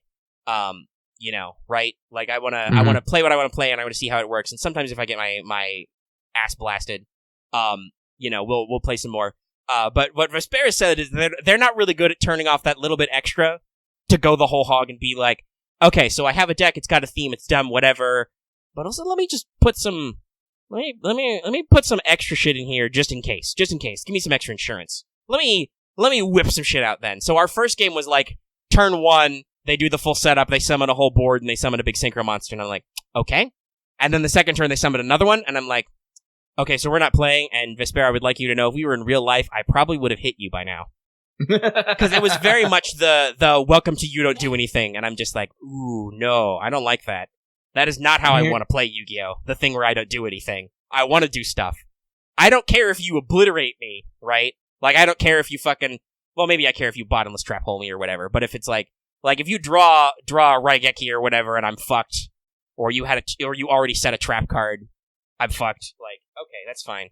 I walked into that one, right? But it's when just like, hi, it's just my turn, I'm gonna summon a whole board and do the thing, and you're fucked. I'm like, you didn't get to play anything, and also my monster's whole point is that you don't do anything on your turn, and I'm just like, so, we're not really playing a game, are we? We're playing the you play a game, and I don't get to play the game.